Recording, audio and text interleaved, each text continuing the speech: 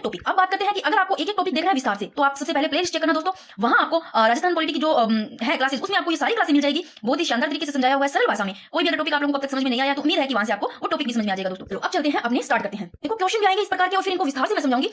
जैसे इनके बारे में मैंने बिल्कुल ही शॉर्ट में इस प्रकार लिखे हैं कि ताकि आपका जो टॉपिक है उससे सारा क्लियर हो जाए। तो सबसे पहला अगर क्वेश्चन आता है देखो कि संविधान के अनुसार मुख्यमंत्री किया जाता है, मुख्यमंत्री दोस्तों नियुक्त किया जाता है आर्टिकल 163 के अनुसार। सॉरी, नियुक्ति की बात हो रही है आर्टिकल 164 के अनुसार दोस्तों। मुख्यमंत्री की नियुक्ति है वो राज्यपाल साहब करते हैं और जो अन्य मंत्री हैं उनकी नियुक्ति भी राज्यपाल करते हैं। अन्य मंत्रियों की नियुक्ति करते राज्यपाल है दोस्तों, बट मुख्यमंत्री की सलाह पर करेंगे। फिर सलाह अन्य मंत्रियों की करेंगे, राज्यपाल तो सलाह मुख्यमंत्री साहब की दी जाएगी और मंत्री वो राज्यपाल के प्रसाद अपना पद धारण करेंगे। ठीक है, अब बात करते हैं क्वेश्चन नेक्स्ट कि किस प्रकार का क्वेश्चन बन सकता है कि राजस्थान में सबसे अधिक बार मुख्यमंत्री के रूप में शपथ किन्होंने ली। मोस्ट इंपोर्टेंट है, सबसे ज्यादा बार लेने वाले और सबसे कम का आपको एक तो ये क्वेश्चन ध्यान रखना है। फिर एक आपको ध्यान रखना है कि आपको सीक्वेंस वाइज सभी, जैसे मुख्यमंत्री मैंने क्लास डाली हुई है जहां पर मैंने सारे ही मुख्यमंत्रियों की शॉर्ट ट्रिक्स है ना सभी को याद करवाई हुई है सीक्वेंस वाइज। तो आपको जैसे घटनाक्रम हो गया इन तरीके से आपको ध्यान रखना है। तो देखो सबसे अधिक बार मुख्यमंत्री मोहनलाल सुखाड़िया नाम बड़ा है, अधिक बार पूछा तो मोहनलाल सुखाड़िया, फिर भी याद नहीं रहता तो सुखाड़िया सुखा दिया भी 4 बार रह करके। अब मैं चलती हूँ वहां पर जहां मोहनलाल सुखाड़िया के बारे में लिखा हुआ है। चलो इस पे चलते हैं। अधिकतम कार्यकाल और न्यूनतम दोनों का ध्यान रखना दोस्तों। अधिकतम कार्यकाल मोहनलाल सुखाड़िया नाम ही इतना बड़ा है और रहे कितनी बार, लगातार 4 बार। देखो मोहन और लाल इनको अलग अलग करो, 2 बार से नाम से कनेक्ट करो, फिर सुखाड़िया सुखाड़िया सुखाड़िया 2 बार से 2 और 2 नंबर हो गए, 4 बार रह चुके हैं मोहनलाल सुखाड़िया जी मुख्यमंत्री। ठीक है ना।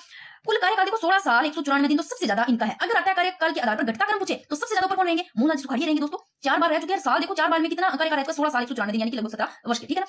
और सर्वाधिक कार्यकाल इनका। फिर अगर आता है क्वेश्चन की न्यूनतम कार्यकाल पूछे तो हीरालाल देवपुरा का 16 दिन रहा है दोस्तों। इसे याद कर सकते हो, हीरालाल देवपुरा, देवपुरा पूरा इसने तो देव जी का नाम भगवान जी का नाम लेके पूरा सिर्फ 16 दिन में न्यूनतम रहे, बिल्कुल ऐसे रह सकते हो। मैंने यहाँ पर लिखा है कार्यकाल देखो 23 फरवरी से लेकर के 1985 के 10 मार्च 1985 में, यानी कि 1985 में रहे हैं 23 फरवरी से 10 मार्च तक, सिर्फ 16 दिन का है। 2 क्वेश्चन तो ये ध्यान रखना। फिर मैंने ऊपर देखो क्या लिखा है दोस्तों, एक लाइन लिखी है कि राजस्थान के मुख्यमंत्रियों के कार्यकाल का कालक्रम सही क्रम जरूर पढ़ना है क्योंकि यहाँ से क्वेश्चन आता है। अब मुझे नहीं पता कैसे भी आप याद करोगे, मैंने क्लास भी डाल के चाहे वहां से याद करो चाहे अपने तरीके से याद करो, फिर भी अगर ऐसा क्वेश्चन आता है कि कालक्रम के आधार पर घटता क्रम बताइए तो आप इनको ऐसे याद कर सकते हो। पहले तो देखो 2 बार रहने वाले मुख्यमंत्री, फिर मैं करवाऊंगी ये भी कैसे 2 बार रहने वाले पूछे तो 2 बार देखो मैंने नाम भी ऐसे 2 बार से जय नारायण 2 बार से मैंने ना इनको दूर दूर करके लिखा, कैसे याद कर सकते हो। ऐसे ही मैंने शिव और चरण इनको 2 प्रकार से लिख दिया कि शिव चरण याद रह जाएगा, इनका भी 2 बार। फिर वसुंधरा राजे का ध्यान रखना 2 बार। ठीक है ना। ये 2 बार रहने वाले हैं, 2 बार कार्यकाल वाले मुख्यमंत्री जय नारायण व्यास, शिव चरण व्यास और वसुंधरा राजे। शिव चरण में वैसे 2 लिखा याद रह जाएगा। ऐसे 3 बार रहने वाले मुख्यमंत्री देखो जिनका 3 बार कार्यकाल, हरिदेव जोशी जो जिसमें 3 बार रहे, याद रखना। भैरव सिंह शेखावत का 2 बार ध्यान रखना, कहीं 2 मत कर देना, ये 2 की तरह लग रहा है। भैरव सिंह शेखावत डबल लगा लेना 3 बार। अशोक गहलोत में देखो 3 की तरह लग रहा है आपको, 3 की तरह, तो ये याद रख सकते हो 3 बार वालों का। ये आते हैं ऐसे क्वेश्चन पता नहीं चलता है वहां पर, आप फिर उस टाइम पता नहीं गड़बड़ हो जाता है सब कहानी। अब ये फिर मैं बताती हूँ कि कार्यकाल के आधार पर जो घटता क्रम है, इनसे पहले एक बार यहाँ से क्वेश्चन बनते हैं, मोस्ट इंपोर्टेंट है। और टीकाराम पाली वाला क्वेश्चन बना भी हुआ है और यहाँ से ये भी तो बने हुए क्वेश्चन कि एक यहाँ पर ये 3 प्रकार के क्वेश्चन बनते हैं। कैसे बनते हैं आप ऐसे याद करो। तो आपको पूछते हैं कि राजस्थान के प्रथम मनोनीत मुख्यमंत्री कौन है, हीरालाल शास्त्री। मनोनीत पूछे तो हीरालाल शास्त्री, निर्वाचित पूछे तो टीकाराम पाली वाला दोस्तों। अगर निर्वाचित और मनोनीत दोनों पूछे तो है जय नारायण व्यास। मैंने ऐसे लिखा निर्वाचित प्लस मनोनीत 2 बार लिखा, ऐसे मैंने इनके बीच में प्लस लगा दिया ताकि बोलो नहीं जय प्लस नारायण, निर्वाचित और मनोनीत जय नारायण व्यास, ऐसे याद रह सकता है। अब बात करते हैं हीरालाल शास्त्री से क्या क्वेश्चन बन सकता है, इंपॉर्टेंट। हीरालाल शास्त्री जो पहले एक तो होते हैं ना मुख्यमंत्री, वो आपको ध्यान रखने हैं कि उनसे कैसे क्वेश्चन बन सकते हैं कि इनका जन्म देखो हीरालाल शास्त्री का जोबनेर जयपुर में होता है। राज्य के प्रथम मनोनीत मुख्यमंत्री हीरालाल शास्त्री है। अब इनकी बात करते हैं, इनका जो कार्यकाल है देखो 7 अप्रैल 1949 से, ध्यान रखना 1949 से 51 तक रहा, 5 जनवरी 1949 से 51 तक इनका रहा। एक इनसे कैसा क्वेश्चन बन सकता है हीरालाल शास्त्री जी से कि हीरालाल शास्त्री ना इन्होंने ही क्या है जो राजस्थान में संभागीय व्यवस्था उनकी शुरुआत की थी, इन्होंने की थी दोस्तों। समाप्त कौन करते हैं, समाप्त ये करते हैं मोहनलाल जी सुखाड़िया। अप्रैल 1962 में मोहनलाल सुखाड़िया जी ने तो देखो संभागीय व्यवस्था को समाप्त किया और स्टार्टिंग करने वाले यही है हीरालाल शास्त्री जी, कब 1949 में। ठीक है। और देखो प्रारंभ में तो जिसमें क्या थी, इसमें ना मतलब ये संभागीय व्यवस्था की शुरुआत करते तब 5 संभाग थे। कितने थे, 5 कौन कौन से थे, जयपुर, जोधपुर, बीकानेर, उदयपुर, कोटा। अगर यहाँ से क्वेश्चन आते हैं जो मैंने बताया तो आप इनका ध्यान रखना। एक क्वेश्चन ऐसा आ सकता है मनोनीत का हीरालाल शास्त्री, निर्वाचित का पूछे तो टीकाराम पालीवाल। अगर दोनों निर्वाचित और मनोनीत मुख्यमंत्री एक मात्र वो है जय नारायण व्यास, जोधपुर से जय नारायण व्यास, और इनका संबंध देख लो मारवाड़ से ही है। फिर पहले प्रथम मनोनीत तो हीरालाल शास्त्री है और तीसरे मनोनीत ये देखो वो है जय नारायण व्यास। पहले नंबर पे मनोनीत आते हैं हीरालाल शास्त्री, सेकंड नंबर पर जो मनोनीत आते हैं वो है सीएस वेक्टाचारी। और सीएस वेक्टाचारी है वो उनका जन्म दोस्तों कर्नाटक में होता है। मैंने मुख्यमंत्री की कंप्लीट क्लास करवा किया, वहां से बहुत अच्छे शानदार तरीके से कंप्लीट मुख्यमंत्री कर सकते हो, सारे मैंने लिखवा दिया सीक्वेंस वाइज। और ये जो है जय नारायण व्यास ये तीसरे मनोनीत है, बट मनोनीत भी है निर्वाचित दोनों ही है। फिर देखो अगर क्वेश्चन आता है प्रथम गैर कांग्रेसी मुख्यमंत्री, गैर कांग्रेस ये भैरव सिंह शेखावत, कितनी बार रह चुके हैं, 3 बार। याद रखना, ये देखो मैंने 3 बार वाले लिखे हैं। अशोक गहलोत तो वैसे याद रह जाएगा, अशोक में 3 लगा हुआ है। भैरव सिंह शेखावत 3 बार, हरिदेव जोशी जो में 3 बार, ऐसे याद रखना। फिर प्रथम अल्पसंख्यक मुख्यमंत्री बरतुल्ला खान। इस पे से मुझे नहीं लगता कि आपको ये चीजें याद हुई, मैं अभी ये करवा देती हूं। देखो आपको पहला तो ये ध्यान रखना सारे। फिर अधिकतम कार्यकाल के मोहनलाल सुखाड़िया, न्यूनतम के हीरालाल देवपुरा 16 दिन, 2 बार कार्यकाल वाले मुख्यमंत्री मैंने बता दी, 3 बार वाले ये रहे। अब बात करते हैं कार्यक्रम के आधार पर घटता क्रम। देखो मोहनलाल सुखाड़िया का सबसे ज्यादा रहा है, यानी कि 16 दिन 194, 16 साल 194 दिन रहे हैं सबसे ज्यादा मोहनलाल सुखाड़िया, 4 बार रह चुके हैं। देखो 4 बार में 16 साल 194 दिन। फिर बात करते हैं सेकंड नंबर पे आते हैं, मतलब घटता क्रम में सबसे ज्यादा मोहनलाल सुखाड़िया का, फिर है अशोक जी गहलोत का। अगर इनका 16 साल 194 दिन लगभग 17 वर्ष के मोहनलाल सुखाड़िया का है, तो इन अशोक गहलोत का यानी कि रहे 3 बार है दोस्तों, 3 बार में कार्यकाल इनका 15 वर्ष 6 दिन रहा, या तो मैं आगे लिख दूंगी इनका सारा। फिर देखो मोहनलाल सुखाड़िया के बाद में अशोक गहलोत, फिर भैरव सिंह शेखावत आते हैं। भैरव सिंह शेखावत 3 साल में इनका कार्यकाल हो जाता है 10 वर्ष, लिख लो 10 वर्ष 157 दिन रहे। फिर आते हैं चौथे नंबर पे वसुंधरा राजे। देखो वसुंधरा राजे रही तो 2 बार है, बट कार्यकाल ना हरिदेव जोशी से ज्यादा रहता है। वसुंधरा राजे का 2 बार रही है, ये देखो मुख्यमंत्री पर कार्यकाल की बात करें ना तो इनका रहता है 10 साल 8 दिन, और इनका हरिदेव जोशी का 6 साल 241 दिन रहता है इनका। मैं इनके आगे लिख दूंगी सभी के। आज कोशिश रहेगी नाइट को ना आपको वो पहले की जो टॉपिक आप बोल रहे हो कि पीडीएफ डाल दी जाएगी, चाहे रात के 11 बजे से 12 बजे, ठीक है ना, चाहे 1 बजे पर पीडीएफ डाल दूंगी। चलते हैं इसी पेज पे आ जाओ दोस्तों। देखो मुख्यमंत्री की मुख्यमंत्री जो होती है नियुक्ति होती है इनकी। अब देखो मैंने बताया सबसे ज्यादा जो कार्यकाल है वो मोहनलाल सुखाड़िया जी का रहा। अगर क्वेश्चन आता है श्रीमती जो वसुंधरा राजे है राजस्थान की प्रथम बार मुख्यमंत्री कब रही, 2003 से 2008 में ये रहती पहली बार। अब देखो राजस्थान के प्रथम निर्वाचित मुख्यमंत्री कौन है, निर्वाचित पूछे तो टीकाराम पालीवाल है, निर्वाचित और मनोनीत दोनों पूछे तो कौन है दोस्तों, ये देखो निर्वाचित और मनोनीत जय नारायण व्यास, सीधा निर्वाचित टीकाराम पालीवाल और प्रथम मनोनीत हीरालाल शास्त्री हो गया। देखो 3 बार रहने वाले मुख्यमंत्री हरिदेव जोशी 3 बार रह चुके हैं, भैरव सिंह शेखावत इसके अलावा 3 बार बार अशोक गहलोत और भैरव सिंह शेखावत है ना दोस्तों, मुख्यमंत्री रहे हैं बट उपराष्ट्रपति भी रहे 11वें भैरव सिंह शेखावत 3 बार रह चुके। अगर पूछे एक बार हीरालाल देवपुरा 16 दिन रहे हैं, अभी तुम्हें बता के वो बिल्कुल ही कम ही दिन 16 दिन में देवपुरा पूरा हो गया भाई, देव जी ने बुला लिया बहुत ही कम टाइम में। शिव चरण माथुर देखो शिव में ये 2 कितना लग रहा है ना, तो ये 2 बार है, इसे याद रख सकते हो। हीरालाल देवपुरा 16 दिन रहे, सबसे कम समय के लिए रहने वाले हीरालाल देवपुरा। बट ये देखो हीरालाल देवपुरा से एक बार ना मुख्यमंत्री भी रहे हैं, विधानसभा के अध्यक्ष भी हीरालाल देवपुरा और राज्य वित्त आयोग के अध्यक्ष भी यही रहे हैं। रहा इनका कार्यकाल मुख्यमंत्री सबसे कम समय का। नेक्स्ट क्वेश्चन कैसे और देख लो भाई कि राजस्थान के एक से मुख्यमंत्री जो मुख्यमंत्री बनते समय राजस्थान के विधानसभा के सदस्य नहीं थे, जब मुख्यमंत्री बन रहे थे ना उस समय राजस्थान के विधानसभा के सदस्य नहीं थे। कौन नहीं थे? जगन्नाथ पहाड़िया नहीं था, अशोक गहलोत नहीं थे, भैरव सिंह शेखावत नहीं थे, ये विधानसभा के सदस्य नहीं थे दोस्तों। बात करते हैं जगन्नाथ पहाड़िया की दोस्तों। जगन्नाथ पहाड़िया से कैसे क्वेश्चन बन सकते हैं? आप ऐसे लो पहाड़िया नाम ऐसा जगन्नाथ पहाड़िया, ऐसे लो पहाड़ियों में रहते हैं, ऐसे मान लो आप पहाड़िया, तो आपको नाम ध्यान रखना है कि राज्य के प्रथम दलित वर्ग के मुख्यमंत्री ऐसे लो पहाड़िया, पहाड़िया में रहते हैं दलित वर्ग क्या रहते हैं, आप भाई रहते नहीं है, कनेक्ट करना है दोस्तों। अब इनसे एक क्वेश्चन क्या बन सकता है? जगन्नाथ पहाड़िया जो पहाड़िया वाला आपने याद करा, पहाड़ पे रहने वाले दलित वर्ग के, इनसे ऐसे क्वेश्चन बन सकता है कि कौन वो मुख्यमंत्री है दोस्तों जो कि एक प्रसिद्ध कवियत्री, नाम सुना होगा आप लोगों ने, महादेवी वर्मा, उस पर इन्होंने ना आपत्तिजनक टिप्पणी की थी, उसके आधार पर इनको ना त्याग पत्र देना पड़ा था। इस प्रकार का क्वेश्चन बन सकता है कि बात है जनवरी 1981 में रविंद्रनाथ जो मंच है जयपुर, उसके कार्यक्रम की जो मुख्य अतिथि थी ना, उस पर जो कौन सी कवियत्री है वो ध्यान रखना, महादेवी वर्मा प्रसिद्ध कवियत्री है,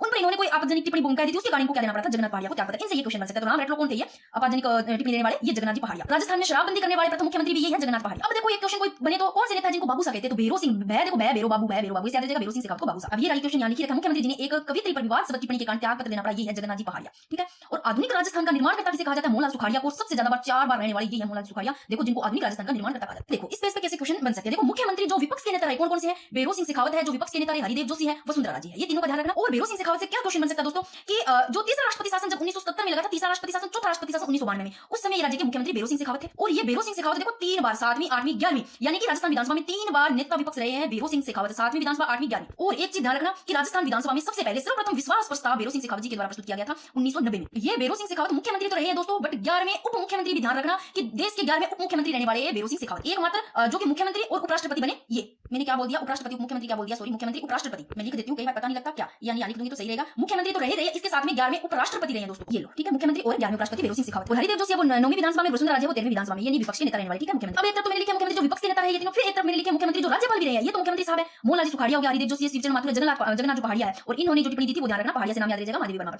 अब ये चारों देखो राज्यपाल भी रहे हैं, मोहनलाल सुखाड़िया जी रहे हैं। देखो मोहनलाल सुखाड़िया दोस्तों मुख्यमंत्री रहे, ठीक है। इसके साथ में मैंने यहाँ पर लिखा है जो कहाँ के ये राज्यपाल रहे हैं, तमिलनाडु, कर्नाटक, आंध्र प्रदेश, यहाँ के राज्यपाल भी रहे दोस्तों, लिख लो राज्यपाल रहे हैं यहाँ के।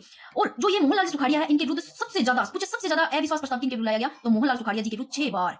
और संभाग्य व्यवस्था की समाप्त भी इन्होंने की थी दोस्तों। फिर बात करते हैं हरिदेव जोशी, देखो मुख्यमंत्री भी रहे, इसके साथ में असम, मेघालय, पश्चिम बंगाल के राज्यपाल रहे हैं। शिव चरण माथुर मुख्यमंत्री भी रहे, इसके अलावा असम के राज्यपाल भी रहे। जगन्नाथ पहाड़िया मुख्यमंत्री तो रहे हैं बिहार और हरियाणा के रहने वाले, ये जगन्नाथ जी पहाड़िया देखो हरियाणा के भी रहे हैं, बिहार के राज्यपाल। अब थोड़ा सा समझते हैं मंत्री परिषद और मंत्रिमंडल के बारे में। देखो ये आपको एक बेसिक चीज समझ में आती है तो बहुत अच्छी बात है कि मंत्री परिषद दोस्तों ये बड़ी संस्था है और मंत्रिमंडल इनकी छोटी संरचना है, क्योंकि मंत्री परिषद जब बड़ी संस्था है ना तो दोस्तों इसमें सारे मंत्री शामिल होते हैं, सभी मंत्री शामिल होते हैं दोस्तों। और ये छोटी संरचना मंत्रिमंडल, इसमें केवल कैबिनेट मंत्री शामिल होता है, मंत्रिमंडल में केवल कैबिनेट मंत्री शामिल होता है और मंत्री परिषद में सारे मंत्री। फिर देखो मंत्री परिषद की कभी बैठक नहीं होती है दोस्तों, और मंत्रिमंडल है इसमें कैबिनेट है, वो कैबिनेट बैठक समय समय पर होती रहती है। अगर रियल में बात करें वास्तविकता में कि जो मंत्री परिषद है ना दोस्तों, मंत्री परिषद इनकी शक्तियों का प्रयोग ही दोस्तों मंत्रिमंडल करता है। अब देखो जो मंत्री परिषद है दोस्तों इनका उल्लेख कौन से आर्टिकल में मिलेगा आपको? मंत्री परिषद का देखो संविधान में एक तो 74वां आर्टिकल, 75वां और 163 और 164 यहाँ पर आपको मंत्री परिषद का उल्लेख मिलेगा। फिर मंत्रिमंडल का उल्लेख है ये 44वें संविधान संशोधन द्वारा अनुच्छेद 352 में जोड़ा गया, जो मंत्रिमंडल का है। जो कैबिनेट है ना दोस्तों ये मंत्री परिषद का भाग ही है। अब तो समझ में आ गया होगा, ठीक है, अपने टॉपिक रहने वाले हैं। तो अब चलते हैं कि भारतीय संविधान का कौन सा अनुच्छेद है जो राज्य के मंत्रियों की नियुक्ति, कार्यकाल, जिम्मेदारी, जो कर्तव्य है, योग्यता, वेतन भत्ते से संबंधित है? तो आर्टिकल 164 है दोस्तों, इंपॉर्टेंट है आर्टिकल 164। मैंने किस प्रकार आर्टिकल 164 का बार-बार क्वेश्चन दिया, आपको समझ में आ जाएगा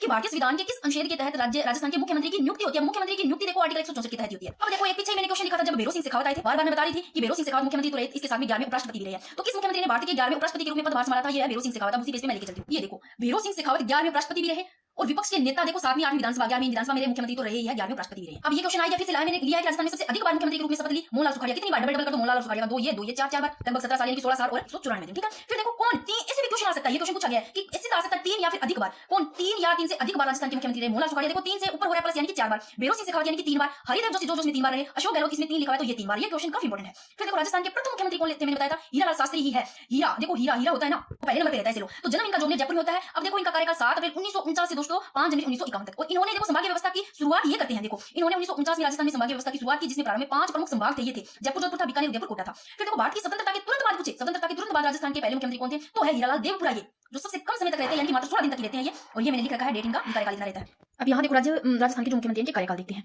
भी अब तक के जो रह चुके हैं ना, यहाँ भजन लाल जी शर्मा तक वर्तमान में। मैंने आपको बताया कि सबसे पहले मुख्यमंत्री है वो हीरालाल शास्त्री जो कि 1949 से 1951 तक रहे। फिर आते हैं CS वेंकटाचारी दोस्तों, जो 6 जनवरी 1951 से 25 अप्रैल 1951 तक रहते, यानी कि 1951 में CS वेंकटाचारी। अब प्रथम मनोनीत हो गए श्री हीरालाल शास्त्री, सेकंड मनोनीत दूसरे मनोनीत ये है CS वेंकटाचारी। फिर देखो तीसरे मनोनीत ये है, बट ये मनोनीत भी है और निर्वाचित भी है। मैं बार-बार पहले बताया था, और 2 बार रह चुके हैं, एक बार 1951 से 1952, फिर 52 से 54, यानी कि 1952 से 54। फिर देखो इनको सीक्वेंस वाइज आप ऐसे याद कर सकते हो। अब मेरे को इतना टाइम नहीं है कि मैं आपको यहाँ पर ट्रिक से याद कराऊं, मोटा-मोटा बता रही हूं। मैंने ट्रिक से एक वीडियो बना के आप देख लेना, याद हो जाएंगे सारे, आपको भूलोगे नहीं। फिर आते हैं जयनारायण व्यास के बाद में श्री टीकाराम पालीवाल, इनका 52 में ही है, यानी कि 8 मार्च तक की रहते हैं। यहाँ गलती से लिखा गया। टीकाराम पालीवाल देखो जयनारायण व्यास के बाद में आते हैं, जो कि इनका कार्यकाल 3 मार्च 1952 से लेकर के 1 नवंबर 1952 तक। ये राज्य के तो प्रथम लोकतांत्रिक और निर्वाचित मुख्यमंत्री थे दोस्तों टीकाराम पालीवाल, और इन्हीं टीकाराम पालीवाल को जो राजस्थान में भूमि सुधारक उनके जनक भी कहा जाता है। अब इस टीकाराम पालीवाल से एक क्वेश्चन क्या बन सकता है कि एकमात्र ऐसा व्यक्ति जो कि मुख्यमंत्री तो रहा, उप मुख्यमंत्री भी रहा, तो मुख्यमंत्री और उप मुख्यमंत्री रहने वाला ये है। ये मैं आगे लाइन लिख देती हूँ। फिर देखो टीकाराम पालीवाल है ना, इसके बाद में ये दोबारा बनते एक बार हो, यानी कि 2 बार रह चुके हैं ना। पहले तो देखो टीकाराम पालीवाल से श्री जयनारायण व्यास रहे, फिर ये टीकाराम पालीवाल थे, फिर इनके बाद में वैसे तो देखो मुख्यमंत्री जो भजन लाल जी शर्मा ये 14 नंबर पे है, और वैसे देखें कि कोई 3 बार रह चुका है, कोई 2 बार रह चुका है, इस प्रकार देखें तो ये आते हैं भजन लाल जी शर्मा 26 नंबर पे, ठीक है। क्योंकि देखो ये जयनारायण व्यास पहली बार तो 1951 से 52 तक रहे, यानी कि 51 में। फिर टीकाराम पालीवाल के बाद में जब यहाँ पर बनते हैं, ये 5वें नंबर पर दोबारा आते हैं, तब ये 1952 से 54 बार। मैंने एक जिनका 2 बार बन चुके, 3 बार 4 एक बार नाम एक बार लिखा है वैसे। फिर आते हैं टीकाराम पालीवाल का, मैंने बता दिया। फिर देखो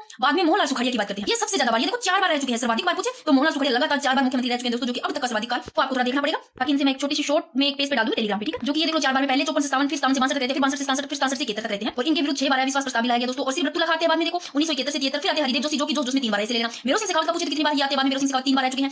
जगन्नाथ जी पहाड़िया, मैंने कहा था पहाड़िया, जो कि वो एक माधवी वर्मा थी, उन पर कुछ टिप्पणी कहने पर इनको अपने पद से त्याग पत्र देना पड़ा था। फिर बात करते हैं शिवचंद्र माथुर, फिर आते हैं श्री हीरालाल देवपुरा। अब ये देखो देवपुरा, मैंने कहा देवपुरा पूरा 16 मतलब दिन तक। सबसे कम कार्यकाल का पूछे तो हीरालाल देवपुरा 16 दिन ही, सबसे ज्यादा मोहनलाल सुखाड़िया, ठीक है। फिर आते हैं अशोक गहलोत, जो कि ये देखो 3 आ रहे हैं, अशोक जी 3 बार रह चुके हैं। फिर वसुंधरा राजे और भजन लाल जी शर्मा वर्तमान में। मैंने यहाँ पर कुछ आर्टिकल्स लिखे हैं जो कि काफी इंपॉर्टेंट है, इनको एक बार देख लो। बाकी मुझे बताना कि सारे आर्टिकल की, सभी आर्टिकल्स की एक अलग से वीडियो होनी चाहिए क्या, जिसमें आपका रिवीजन हो जाए और किसी तरीके से याद भी करवाया जाए, बता देना आप कमेंट बॉक्स में। अब बात करते हैं यहाँ पर सबसे पहले देखो आर्टिकल 152 में क्या है दोस्तों, राज्य की परिभाषा है। 52 में 153 में काफी इंपॉर्टेंट है ये दोनों वाले, कि प्रत्येक राज्य का एक राज्यपाल होगा, आर्टिकल 153 में कहेगी। 154 में क्या है कि राज्य की कार्यपालिका शक्ति किसमें निहित होगी, राज्यपाल में निहित होगी। 155 में राज्यपाल की नियुक्ति, 156 में राज्यपाल की पदावधि है दोस्तों। और ये भी पूछा गया है, काफी इंपॉर्टेंट है ये, इंपॉर्टेंट है यहाँ तक के सारे ही। 157 में राज्यपाल नियुक्त होने के लिए अहर्ता है, जो योग्यताएं है वो है 157 में पदावधि, 156 में नियुक्ति, 155 में। देखो अब इन दोनों को याद करो कि शर्तें और शपथ। 158 में है शर्तें और 159 में है शपथ। अब आपको ध्यान रखना है, मैंने आपको जहाँ राज्यपाल की एक अलग से क्लास करवा रखी है, जहाँ पर बिल्कुल ही शॉर्ट में नोट्स बनाए, बाकी मैं उनका रिवीजन करवा दूंगी अभी इनके साथ में, कि योग्यताएं क्या होती है, योग्यताओं का ध्यान रखना। योग्यताएं कितनी, शर्तें अलग होती है, शर्तें क्या होती है उनका ध्यान रखना। यहाँ से क्वेश्चन बनता है 157 158 का ध्यान रखना, मैं रिवीजन भी करवा दूंगी इनका। 160 में क्या है, आकस्मिक परिस्थितियों में राष्ट्रपति द्वारा राज्यपाल के लिए दिए गए अन्य कर्तव्य 160 में है। 161 में राज्यपाल की क्षमा दान शक्तियां मोस्ट इंपोर्टेंट। अब पहले तो आप इनको ही समझो, योग्यताएं और शर्तों, क्योंकि यहाँ से क्वेश्चन आएगा तो आपको ताकि गलती ना हो। अहर्ताएं होती है, योग्यताएं यहाँ लिखो पहले तो। योग्यताएं होती है, योग्यताएं क्या होनी चाहिए, कोई व्यक्ति मान लो राज्यपाल बनना चाहता है, तो राज्यपाल बनने के लिए वो कब पात्र होगा, योग्यताएं क्या होगी, 2 ही योग्यताएं हैं, वो भारत का नागरिक होना चाहिए दोस्तों, 35 वर्ष की आयु उसने पूर्ण कर चुकी है, ये 2 ही योग्यताएं, 2 ही अहर्ताएं। फिर बात करते हैं शर्तें की, जो कि शर्तें 158 में, योग्यता 157 में, दोनों को समझो, इंपॉर्टेंट है इसलिए बार-बार बता रही हूं। 158 एक में क्या लिखा हुआ है दोस्तों, ये लिखा हुआ है कि संसद या विधानमंडल का सदस्य नहीं होना चाहिए। अगर कोई व्यक्ति संसद या किसका विधानमंडल का मान लो सदस्य है, तो वो जिस दिन से उसने राज्यपाल के पद ग्रहण की मतलब जो तारीख थी, उसकी उसी से मान लो सदस्यता है वो खत्म हो जाएगी दोस्तों। इसलिए क्या है, संसद या विधानमंडल का सदस्य नहीं होना चाहिए, ये शर्त है, शर्त माननी पड़ेगी, शर्त है ना कि योग्यता है। और क्या है शर्त, 158 2 में ये लिखा हुआ है कि राज्यपाल को अन्य कोई लाभ का पद वो धारण ना करे। और शपथ किसमें है, शपथ या प्रतिज्ञा, ये 159 आर्टिकल में ध्यान रखना। अब एक चीज और ध्यान रखना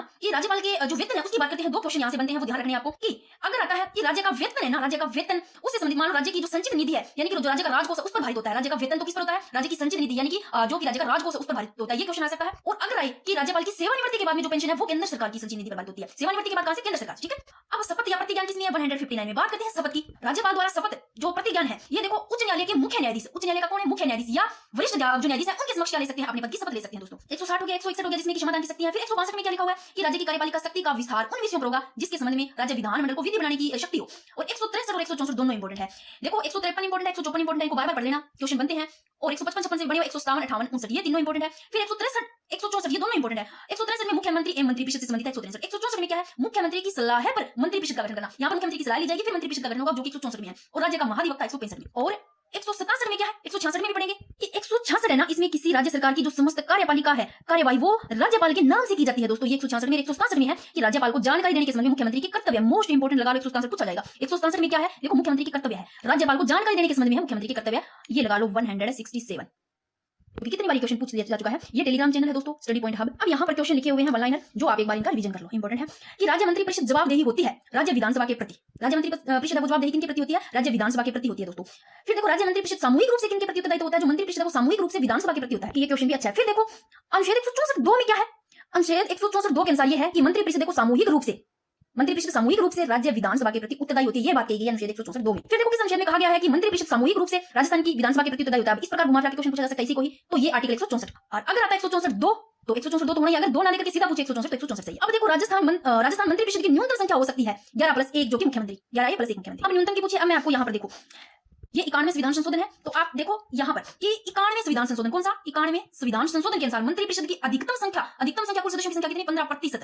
कितनी हो सकती है, 15% हो सकती है, जो कि 91 संविधान संशोधन ध्यान रखना। मंत्री परिषद की न्यूनतम पूछे तो न्यूनतम 12 हो सकती है, 11+1 मुख्यमंत्री यानी कि टोटल 12। अधिकतम संख्या मैंने बताई 15%, तो 15% यानी कि राजस्थान में मंत्री परिषद की अधिकतम संख्या चाहे इसका आ जाए 30, यानी कि 15% कितनी 30 हो सकती है, जिसमें मुख्यमंत्री भी शामिल। ये सारा क्वेश्चन नहीं पढ़ो, कैसे क्वेश्चन आ सकते हैं, कुछ सत्यासत्य में पूछा जा सकता है कि भारत के संविधान का कौन सा संशोधन अधिनियम है जो कि दोस्तों राजस्थान के मंत्री परिषद के आकार को परिसीमित करता है। ये 91वां संविधान संशोधन है, रट लो यहाँ से, 91वां संविधान संशोधन अधिनियम 2003। तो देखो क्वेश्चन कैसे बनता है कि किस संविधान संशोधन द्वारा मंत्री परिषद का आकार निर्धारित किया गया, तो ये 91वां संविधान संशोधन है जिसके द्वारा मंत्री परिषद का क्या आकार निर्धारित किया गया। अब देखो जिसके तहत राज्य में मंत्री परिषद का आकार विधानसभा की सदस्य संख्या से कितना 15% से अधिक बड़ा नहीं होगा, यानी कि 15% से ज्यादा नहीं होगा, जो कि मुख्यमंत्री सहित यानी कि 30 मान लो आप इसको। राजस्थान में मंत्री परिषद की अधिकतम संख्या कितनी हो सकती है, 30 हो सकती है, यानी कि 15%, जिसमें शामिल कौन होगा, मुख्यमंत्री भी। लेकिन न्यूनतम मंत्रियों की संख्या पूछे तो न्यूनतम ध्यान रखना मुख्यमंत्री सहित 12, ये रहा 11+1 मुख्यमंत्री, यानी कि न्यूनतम तो 12, अधिकतम 15% यानी कि 30, इससे ज्यादा नहीं होगा। ठीक है, ये रहा मैंने यहाँ लिख रखा है, ये क्वेश्चन अधिकतम संख्या 30। इसका क्वेश्चन ऐसे भी आ सकता है, कैसे भी घुमा फिरा कि राजस्थान में मंत्री परिषद में मुख्यमंत्री सहित विधानसभा की कुल सदस्य संख्या के अधिक से अधिक कितने प्रतिशत सदस्य हो सकते हैं, तो अधिक से अधिक दोस्तों 15% यानी कि 30 हो सकते हैं।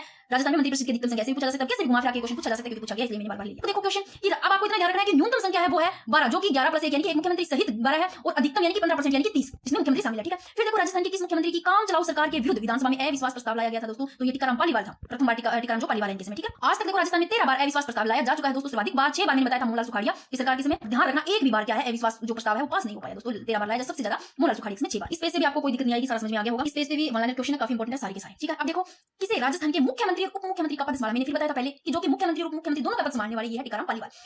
यदि किसी ऐसे व्यक्ति को जो राज्य का मंत्री बनाया जाता है जो राज्य विधायिका का सदस्य नहीं है, तो उस विषय में संवैधानिक प्रावधान क्या है, तो उस विषय में जो संवैधानिक प्रावधान वो है कि उसका 6 माह के भीतर निर्वाचन किया जाए। पूछा जा सकता है कितने माह के भीतर निर्वाचन किया जाए, 6 माह, 4 माह ऑप्शन में आ सकते हैं, तो ध्यान रखना। अब देखो ये लाइन में लिखी है कि अनुच्छेद 164(4) के अनुसार दोस्तों, सीधा 164 ठीक है 4 आता है, तो ये 164(4) के अनुसार राज्य विधानमंडल का कोई सदस्य नहीं होते हुए भी कोई व्यक्ति अधिकतम 6 माह के लिए मंत्री बन सकता है, परंतु 6 माह के भीतर निर्वाचन किया जाए। 6 माह तक तो ठीक है कि विधायिका का, राज्य विधायिका का अगर सदस्य नहीं है फिर भी देखो 6 माह के लिए वो मंत्री बन सकता है, और 6 माह के भीतर निर्वाचन करवाना चाहिए। फिर देखो किस मुख्यमंत्री को डीग गोलीकांड के बाद इस्तीफा देना पड़ा, कौन था भाई, कौन से मुख्यमंत्री थे, ये शिवचरण माथुर थे जिनको डीग गोलीकांड के बाद इस्तीफा देना पड़ा। कब इस्तीफा दिया, 23 फरवरी 1985 को। मुख्यमंत्री के वेतन में भत्ते किसके द्वारा निर्धारित किए जाते हैं, ये राज्य विधानसभा के द्वारा मुख्यमंत्री के वेतन भत्ते, जो कि आर्टिकल 164(5) के अनुसार राज्य के वेतन भत्ते राज्य विधानमंडल वर्ष में इसमें निर्धारित किए जाए। नेक्स्ट क्वेश्चन की राज्य में संसदीय सचिव किसके समक्ष शपथ लेता है दोस्तों, जो कि संसदीय सचिव है, यानी कि शपथ यानी कि प्रतिज्ञान जिसको बोलते हैं, ये मुख्यमंत्री के समक्ष लेते हैं। नेक्स्ट क्वेश्चन राजस्थान का प्रथम जनरल बजट प्रस्तुत करने वाले मुख्यमंत्री अशोक गहलोत है। इनको फटाफट करते हैं, जहां ज्यादा समझाने की होगी वहां पढ़ेंगे। राजस्थान का फर्स्ट जनरल बजट है वो 2012-13 में अशोक गहलोत के द्वारा प्रस्तुत किया गया। राजस्थान का पहला कृषि बजट की बात करें 2022-23 में अशोक गहलोत द्वारा।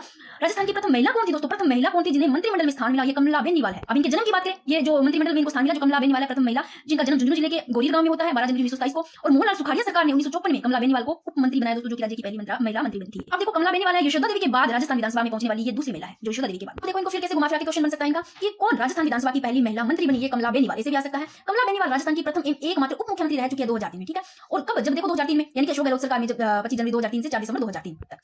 अब देखो राजस्थान में मंत्री परिषद की अधिकतम संख्या, ये क्वेश्चन वापस मैंने लिया, पहले बता दिया, अधिकतम का ध्यान रखना 15% यानी कि 30, न्यूनतम 12, 11+1 12 जो मुख्यमंत्री सही। राजस्थान में मंत्री परिषद की अधिकतम संख्या कितनी हो सकती है, राजस्थान विधानसभा की सदस्य संख्या का 15% यानी कि 30। नेक्स्ट क्वेश्चन की राजस्थान के किस मुख्यमंत्री के कार्यकाल में, कौन सा मुख्यमंत्री जिनके कार्यकाल में सर्वाधिक बार राष्ट्रपति शासन लगाया गया, तो सबसे ज्यादा राष्ट्रपति शासन लगाया गया भैरों सिंह शेखावत के समय। और राजस्थान में राज्य पर्यटन सलाहकार समिति के अध्यक्ष कौन है, ये मुख्यमंत्री है। क्वेश्चन आता है कि अगर राजस्थान राज्य में पर्यटन सलाहकार समिति के अध्यक्ष। अब देखो यहाँ क्वेश्चन इस प्रकार लिया कि राज्य मंत्री परिषद में कम से कम कितने सदस्य होने वाले हैं, तो 12। और भारत के संविधान किस अनुसूची के तहत राज्य में राज्यपाल द्वारा मंत्री को पद एवं गोपनीयता की शपथ दिलाई जाती है, तो अनुसूची कौन सी है, शपथ की अनुसूची। शपथ देखो अनुसूची आप लोगों ने पढ़ रखी होगी 12, शपथ में देखो 1 2 3 3 है, तो ये तीसरी अनुसूची में शपथ याद कर लेना कि मैंने प्ले लिस्ट कर लेना, सारी अनुसूचियां करवा रखी है ठीक से। अनुच्छेद 164(3) के अनुसार किसी मंत्री के कार्यालय में प्रवेश करने के पहले राज्यपाल तीसरी अनुसूची में प्रयोजन के लिए पद और गोपनीयता की शपथ दिलाएगा। ठीक है, नेक्स्ट देखो राजस्थान विधानसभा का सदस्य रहे बिना कोई व्यक्ति, वापस क्वेश्चन वही आ गया, कितने महीने तक राजस्थान में मंत्री पद पर रह सकता है, 6 महीने। कौन सा अनुच्छेद विशेष रूप से मुख्यमंत्री के कार्यों से संबंधित है, तो मुख्यमंत्री के कार्यों से आर्टिकल 167 है। अब देखो ये करेंगे अपने विधानसभा विधानमंडल। इनसे पहले देखो इस जो मैंने ये सारे नोट्स बनाए जितने टॉपिक के, एक राज्यपाल को छोड़कर सारे बनाए, बट राज्यपाल की मैंने क्लास पहले अपलोड कर रखी है, वही मैं एक बार थोड़ा सा उनका रिवीजन करवा सकती हूँ। राज्यपाल से क्या क्वेश्चन बन सकते हैं मोटा-मोटा उनका रिवीजन, ये लो मैंने करवा रखा है ये वैसे। अब बात करते हैं यहाँ पर, देखो सबसे पहले देखो आर्टिकल 213 की बात की हुई है यहाँ पर। आर्टिकल 213 के तहत राज्यपाल को कौन सी शक्ति प्राप्त है, तो अध्यादेश जारी करने की शक्ति किसमें, आर्टिकल 213 में। और राज्यपाल साहब की नियुक्ति कौन करते हैं, राष्ट्रपति साहब करते हैं। तो अब राज्यपाल की नियुक्ति की आर्टिकल 155 में, यानी कि ये रहा कि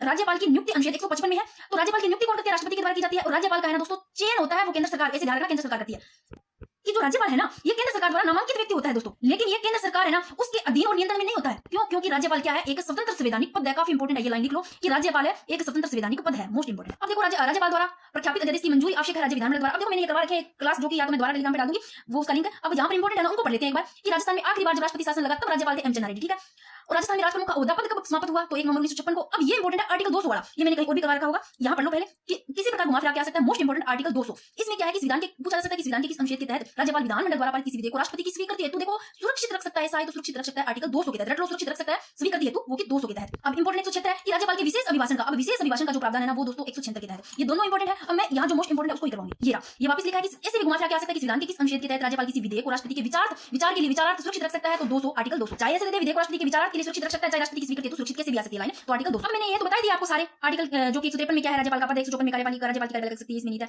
नियुक्ति, 155 में पदावधि, 156 में योग्यता, 157 में शर्त, 158 में शपथ, 159 में राजस्थान के प्रथम राज्यपाल पूछे तो गुरमुख निहाल सिंह। अब देखो राज्यपाल की नियुक्ति मैंने बता दी राष्ट्रपति साहब करते हैं, 5 साल की अवधि के लिए पद पर रहता है, एक से अधिक राज्यों का राज्यपाल हो सकता है और राज्यपाल की स्वयं शक्तियों से लिए गए निर्णय को चुनौती नहीं दी, खुद के जो स्वयं शक्तियों से निर्णय लिए गए को चुनौती नहीं दी जा सकती दोस्तों। और राज्यपाल को देखो मृत्युदंड के दंडादेश के विरुद्ध क्षमादान की शक्ति प्राप्त नहीं है, मृत्युदंड के लिए नहीं है, सिर्फ क्षमादान की शक्ति प्राप्त है, क्षमा कर सकते हैं मृत्युदंड को नहीं।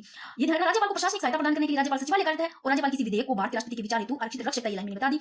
अब इंपॉर्टेंट इसमें से ये देख लो कि 316 361 में क्या है, किसी राज्य के राज्यपाल की पदावधि की गिरफ्तारी या कारावास के लेने से कोई आदेश का नहीं निकाली जाएगी, ये 361 में है। प्रथम महिला राज्यपाल राजस्थान की श्रीमती प्रतिभा पाटिल, ये मैंने करवा रखा है, वैसे कर लेना। अब यहाँ से एक क्वेश्चन कैसे बन सकता है आपका, इस प्रकार बन सकता है कि कार्यकाल के दौरान वे कौन से राज्यपाल जिनका कार्यकाल के दौरान निधन हो गया, तो एस के सिंह दरबारा सिंह, दरबार के पास में इनका निधन हो गया, याद रखना। श्रीमती प्रभा सिंह, प्रभा जी ने प्रभु जी ने जल्दी बुला लिया। निर्मला चंद चंद मिनट में, देखो निर्मल मन का था, चंद मिनट में ही निधन हो गया, ले लेना। सुरेंद्र कुमार सिंह का एक एस के सिंह जिनका नाम है सुरेंद्र कुमार, ये ध्यान रखना। अब मैं ये चीज देखो कि राज्यपाल के वेतन और भत्ते दिए जाते हैं, देखो राज्य की संचित निधि बर्बाद होती है, मैंने लाइन बताई थी अभी थोड़ी देर पहले आपको स्टार्टिंग में, अनुच्छेद 202(3) के तहत अनुसार, ठीक है। और क्षमादान की शक्ति राज्यपाल को 161 के तहत ध्यान रखना कि राज्यपाल मृत्युदंड को क्षमा नहीं कर सकते, क्योंकि मृत्युदंड को क्षमा केवल राष्ट्रपति कर सकता है, ये क्षमादान कर सकते हैं, ठीक है ना। तो ये चीज भी ध्यान रखना। 5 मिनट में आपको उसका रिवीजन हो गया। अब चलते हैं दोस्तों, सारे टॉपिक करेंगे जो मैंने बताया है, मैं फिर से आपको बता देती हूं। टाइम लग सकता है पर एक कहते हैं ना कि रिवीजन जरूरी है, रिवीजन हो जाए। लास्ट टाइम अगर आप लोगों ने पढ़ रखा है तो बहुत अच्छी बात है, बार-बार पढ़ा तो भी ठीक है कि जो आप अब लास्ट दिनों में आपको क्या करना है, जो आपके पास मैटर है, जितना मैटर है उसको बार-बार पढ़ो, जो मैटर है उसी को पढ़ो, न्यू नहीं लेना है। और जो पढ़ चुके हो, जितना पढ़ लिया उसका बार-बार रिवीजन करो। देखो अगर पहले मान लो आप लोगों ने सारा पढ़ रखा है, उसका रिवीजन हो गया, टेस्ट सीरीज है ना वो काफी इंपॉर्टेंट है। टेस्ट सीरीज जितना कर सकोगे, अब देखो अब तो आगे टाइम मिल जाएगा मेरे को, आप लोगों के लिए टेलीग्राम पे मैं क्विज करवा दूंगी, ठीक है। इंपॉर्टेंट क्वेश्चन जितने भी होंगे इसे बार-बार रिवीजन करते हो, लास्ट में मिक्स रिवीजन करना है सभी टॉपिक का, ये काफी इंपॉर्टेंट है आप लोगों के लिए। मल्टी रिवीजन होता है ना वो बहुत जरूरी होता है। मैं एक दिन क्वेश्चन डालूंगी सारे।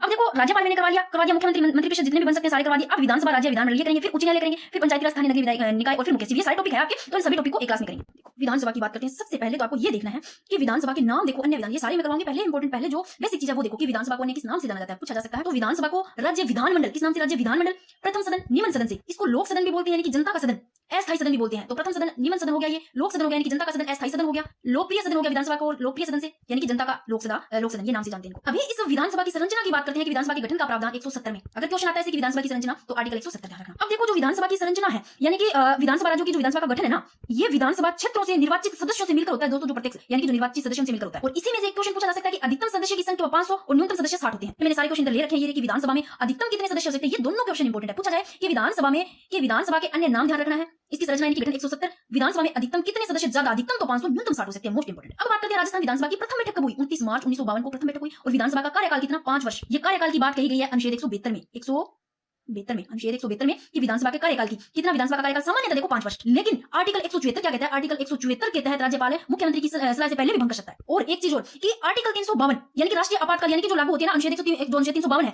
लागू आपातकाल के समय इसकी अवधि कितनी बढ़ाई जा सकती है, 1 वर्ष तक किसके द्वारा, संसद द्वारा बढ़ाई जा सकती है दोस्तों। परंतु आपातकाल खत्म होने के 6 माह के अंदर कौन सी नई विधानसभा का गठन या चुनाव करवाने होंगे, ये ध्यान रखना। अब देखो राजस्थान विधानसभा में सदस्य की बात करें तो सदस्य 200। अगर इसमें क्वेश्चन आता है कि देश में सर्वाधिक विधानसभा सीटों वाला राज्य पूछे, तो मैंने ये टॉपिक दोस्तों कंप्लीट करवा रखा है, प्लेलिस्ट चेक करना, एक चीज ट्रिक से समझाई हुई है। तो सर्वाधिक विधानसभा सीटों वाला राज्य है उत्तर प्रदेश। अब देखो राज्य में धन विधेयक प्रस्तुत किया जाता है, राज्य में जो धन विधेयक प्रस्तुत केवल विधानसभा में, ये ध्यान रखना। इंपॉर्टेंट क्वेश्चन लिख के मैंने राजस्थान विधानसभा के प्रथम अध्यक्ष पूछे तो राजस्थान विधानसभा के प्रथम अध्यक्ष नरोत्तम लाल जोशी।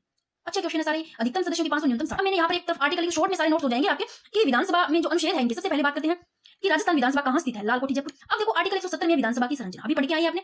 172 में कार्यकाल है सामान्यतः 5 वर्ष है। और अनुच्छेद 173 में क्या है, योग्यता यानी कि जो कि इनकी निर्भरता योग्यता है वो 174 में राज्य के विधानमंडल के स्तर, प्रावधान और विघटन, ये 174 में 175 में सदन में अभिभाषण का और उनको संदेश भेजने का राज्यपाल का अधिकार। 175 में 176 इंपॉर्टेंट है, यहाँ पर राज्यपाल का विशेष अभिभाषण 176 में इंपॉर्टेंट यहाँ पर मैंने अनुच्छेद लिख दिए जो आप अच्छे से पढ़ लें इनको। चलते हैं इधर, देखो और क्या क्वेश्चन बन सकते हैं इससे विधानसभा से कि राजस्थान के प्रथम विधानसभा के प्रोटेम स्पीकर थे, ये पूछा जा सकता है। महाराव संग्राम सिंह ये प्रोटेम स्पीकर थे। अब देखो विधानसभा में किसी दल के निर्वाचित सदस्यों के दल बदल पर, देखो दल बदल पर प्रतिबंध किस विधान संशोधन द्वारा लगाया गया, तो 52वां विधान संशोधन दल बदल प्रतिबंध, ठीक है। राज्य मंत्रिपरिषद सामूहिक रूप से उत्तरदायी होती है, ये विधानसभा की प्रकृति मैंने बता दी थी। भारत में विधानसभा चुनाव की सदारत होते हैं जो विधानसभा चुनाव वरिष्ठ मताधिकार के। और विधानसभा की सदस्यता की लिए उम्मीदवार की न्यूनतम आयु कितनी होनी चाहिए दोस्तों, 25 होनी चाहिए। विधानसभा चुने जाने के लिए 25 वर्ष न्यूनतम आयु होनी चाहिए। नेक्स्ट फोन वाला है, विधानसभा सदस्यों का कार्यकाल किसकी देखरेख में होता है, तो ये निर्वाचन आयोग ध्यान रखना।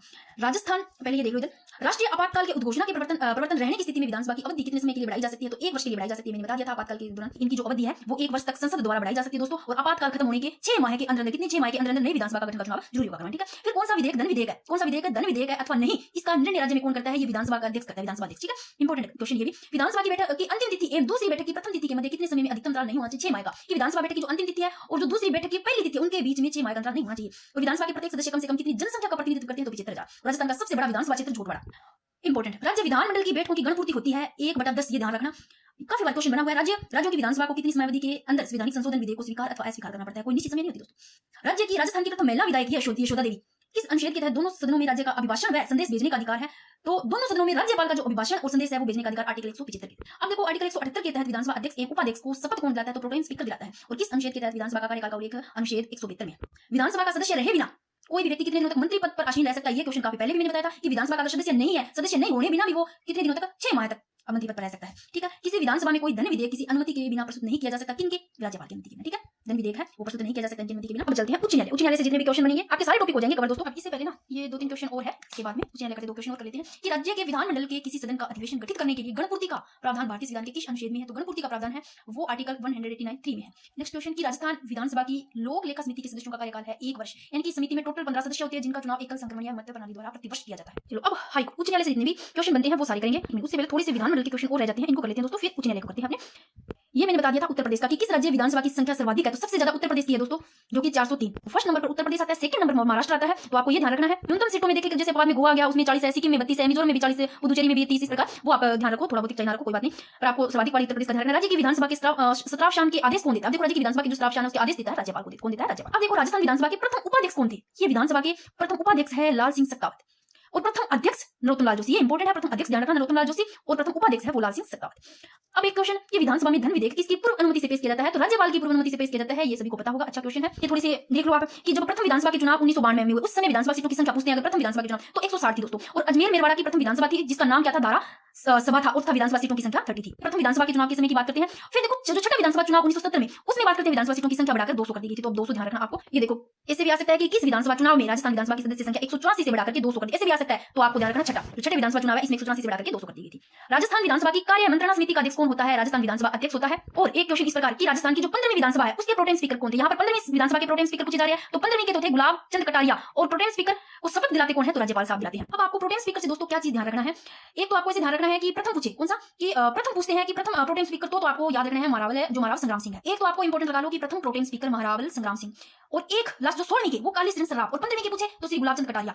मैं यहाँ पर लिख देती हूँ 16वीं के, कि 16वीं विधानसभा के प्रोटेम स्पीकर काली चरण सर्राफ, ये ध्यान रखना है। और 16वीं से ऊपर 15वीं के पूछे तो गुलाब चंद कटारिया, और प्रथम के पूछे तो महारावल संग्राम सिंह, तो तीनों को तो ध्यान रखना है। अब वो देखो एक क्वेश्चन किस प्रकार बन सकता है कि 2 बार प्रोटेम स्पीकर कौन है, तो श्री नारायण सिंह मसूदा, ये 2 बार रहे, नारायण से कर लेना 2 बार। और यहीं से देखो 2 बार प्रोटेम स्पीकर वाले पूछे जा सकते हैं, 3 बार का पूछे 3 बार प्रोटेम स्पीकर कौन है, तो 3 बार पूनमचंद बिश्नोई, ये भी लिख लो, अच्छा क्वेश्चन है। 2 बार का 3 बार का पहला पूछा जा सकता है, या 2 बार 3 बार का, या 16वीं विधानसभा की, ठीक है। 15वीं, इतना को याद रखना, सारे याद रखने की ज्यादा जरूरत नहीं है। और एक भैरव सिंह शेखावत जो कि सीएम भी रहे और प्रोटेम स्पीकर भी रहे, ठीक है ना। 2 लाइनें मैं लिख देती हूँ यहाँ पर, खाली जगह पड़ी थोड़ी सी, कि 3 बार प्रोटेम स्पीकर पूनमचंद बिश्नोई और भैरव सिंह शेखावत प्रोटेम स्पीकर तो रहे, साथ में सीएम भी, ये तो पता होगा, ठीक है। ये इतने ध्यान रखने की प्रथम प्रोटेम स्पीकर महारावल संग्राम सिंह, और 16वीं विधानसभा के प्रोटेम स्पीकर काली चरण सर्राफ, 15वीं के पूछे तो श्री गुलाब चंद कटारिया, 3 बार प्रोटेम स्पीकर रहने वाले पूनमचंद बिश्नोई और भैरव सिंह शेखावत सीएम भी रहे, प्रोटेम स्पीकर भी, ऐसे याद कर लेना इतने भी। नेक्स्ट देखो किस राज्य की विधानसभा में प्रथम डिजिटल संग्रहालय तैयार किया गया, तो राजस्थान, जिसका नाम राजनीतिक आख्यान संग्रहालय रखा गया, ये भी ध्यान रख लेना। राज्यपाल द्वारा राज्य की विधान परिषद में कितने सदस्य मनोनीत किए गए, तो सदस्यों की कुल संख्या 1/6। और विधानसभा चुनाव में अस्पष्ट बहुमत के कारण राजस्थान में राष्ट्रपति शासन कब लगाया गया, तो 1967 में चौथे विधानसभा चुनाव में। विधानसभा विधानमंडल हो जाते हैं कंप्लीट, ठीक है। अब उच्च न्यायालय पर चलते हैं, तो मैंने यहाँ पर सिर्फ इंपॉर्टेंट क्वेश्चन लिखे हैं उच्च न्यायालय से कैसे क्वेश्चन बन सकते हैं। देखो सबसे पहले यहाँ पर मैंने 1 लाइन लिख रखे हैं कि राजस्थान उच्च न्यायालय के पहले मुख्य न्यायाधीश कौन से, पहले मुख्य न्यायाधीश पूछे है के वर्मा, कमलकांत वर्मा पहले, ठीक है। अब देखो राजस्थान राज्य की मैंने एक तरफ सारे लिख रखे हैं जिस प्रकार क्वेश्चन पूछे जा सकते हैं, ठीक है ना। सर्वाधिक न्यूनतम पहले कौन, इस प्रकार उधर वाले पेज पे बिल्कुल शॉर्ट में लिखे हुए हैं। राजस्थान राज्य की सर्वोच्च न्यायिक संस्था पूछे तो राज्य की सर्वोच्च न्यायिक संस्था उच्च न्यायालय ही तो है दोस्तों। भारत में उच्च न्यायालय के किसी न्यायाधीश की आयु के बारे में कोई प्रश्न उठता है, ठीक है। भारत में उच्च न्यायालय की किसी न्यायाधीश उसके आयु अगर इसके बारे में कोई प्रश्न उठता है तो इसका विनिश्चय कौन करता है, तो भारत का जो मुख्य न्यायाधीश है इसके परामर्श से राष्ट्रपति द्वारा किया जाता है, जो कि आर्टिकल 217(3) के अकॉर्डिंग, ठीक है। अब देखो उच्च न्यायालय की स्थापना की बात करते हैं, तो देखो बात कर रहे हैं अपने उच्च न्यायालय पढ़ रहे हैं। उच्च न्यायालय की स्थापना ध्यान रखना 29 अगस्त 1949 को हुई जोधपुर में, और इस समय तो देखो जब इनकी स्थापना 29 अगस्त 1949 को हुई तो स्थापना ध्यान रखना हाईकोर्ट की। इस समय की बात करते हैं जब स्थापना होती है तब एक मुख्य न्यायाधीश और 11 अन्य न्यायाधीश थे, और 26 जनवरी 1950 को जब राजस्थान 20 श्रेणी का राज्य बना तब एक मुख्य न्यायाधीश और 6 न्यायाधीश, यानी कि टोटल 7 हो गया ना, एक मुख्य न्यायाधीश और 6 न्यायाधीश। 1 अक्टूबर 1952 से राजस्थान उच्च न्यायालय के नए नियम लागू किए गए, और वर्ष 2015 में देख लो दोस्तों न्यायाधीशों की संख्या जो कि 50, वास्तविक संख्या 22, यानी कि टोटल न्यायाधीशों की संख्या 2015 में 50। अब देखो आपको ये पहला ध्यान रखना है कि राजस्थान उच्च न्यायालय के पहले मुख्य न्यायाधीश के वर्मा, कमलकांत वर्मा। अब चलो किस प्रकार के कैसे शॉर्ट में लिख रखे हैं मैंने, कैसे क्वेश्चन बन सकते हैं। सबसे पहले देखो ऐसा क्वेश्चन अभी मैं पहले बता के आई हूं, उसको क्वेश्चन में कैसे बनाया कि राजस्थान उच्च न्यायालय का उद्घाटन राज प्रमुख सवाई मान सिंह द्वारा कब किया गया, तो राज प्रमुख सवाई मान सिंह द्वारा 29 अगस्त 1949 को किया गया। और अब इसको छोड़ो आप, ये 43 में है, ठीक है, 43 में मुख्य न्यायाधीश है। अब अपने इस पर नहीं पढ़ेंगे, अपने चलते हैं इस पे। पहले इनको देखते हैं प्रथम से। आपको ध्यान रखना है वर्तमान का, प्रथम का और ज्यादा किनका है कार्यकाल, कम किनका, ये चीजें आपको जरूर पढ़नी है, यहाँ से क्वेश्चन बन सकते हैं। तो देखो एक क्वेश्चन तो कि राजस्थान के प्रथम मुख्य न्यायाधीश थे, पहले मुख्य न्यायाधीश के वर्मा आ सकता है, या पूरा नाम न्यायमूर्ति कमलकांत वर्मा या के वर्मा, प्रथम मुख्य न्यायाधीश ध्यान रखना।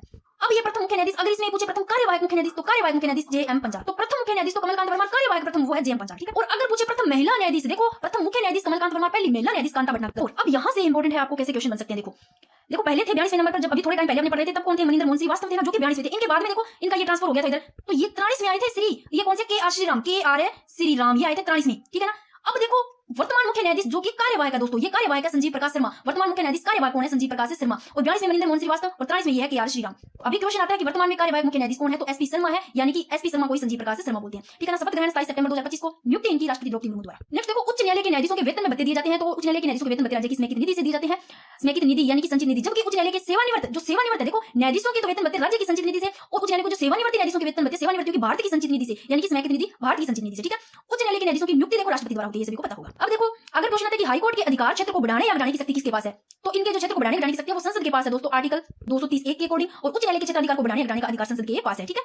ये जो राज्य की विधायिका है ना, ये ना तो बढ़ा सकती है ना समाप्त यानी कि सीमित या समाप्त कर सकती है, ये विधायिका नहीं कर सकती, ये संसद के पास है, ठीक है ना। इनके हाईकोर्ट के अधिकार क्षेत्र इसको बढ़ाने घटाने की शक्ति संसद के पास है। ये समझ में आ गया। फिर से देख लो कि राजस्थान उच्च न्यायालय का उद्घाटन राजप्रमुख स्वाभिमान सिंह द्वारा 29 अगस्त 1949 को किया गया। और प्रथम मुख्य न्यायाधीश पूछे तो कमलकांत वर्मा, अगर प्रथम कार्यवाहक मुख्य न्यायाधीश पूछे तो जेएम पंचाल है, और प्रथम महिला न्यायाधीश कांता भटनागर है, और वर्तमान मुख्य न्यायाधीश कौन है, कार्यवाहक है संजीव प्रकाश शर्मा। और 42 में मनिंदर मोहन श्रीवास्तव थे, जो कि के आर श्रीराम से पहले के आर श्रीराम है, और अभी इनके बाद में ये कार्यवाहक है संजीव प्रकाश शर्मा। नेक्स्ट क्वेश्चन देखो कि उच्च न्यायालय के न्यायाधीश की नियुक्ति की जाती है आर्टिकल 217 के अनुसार।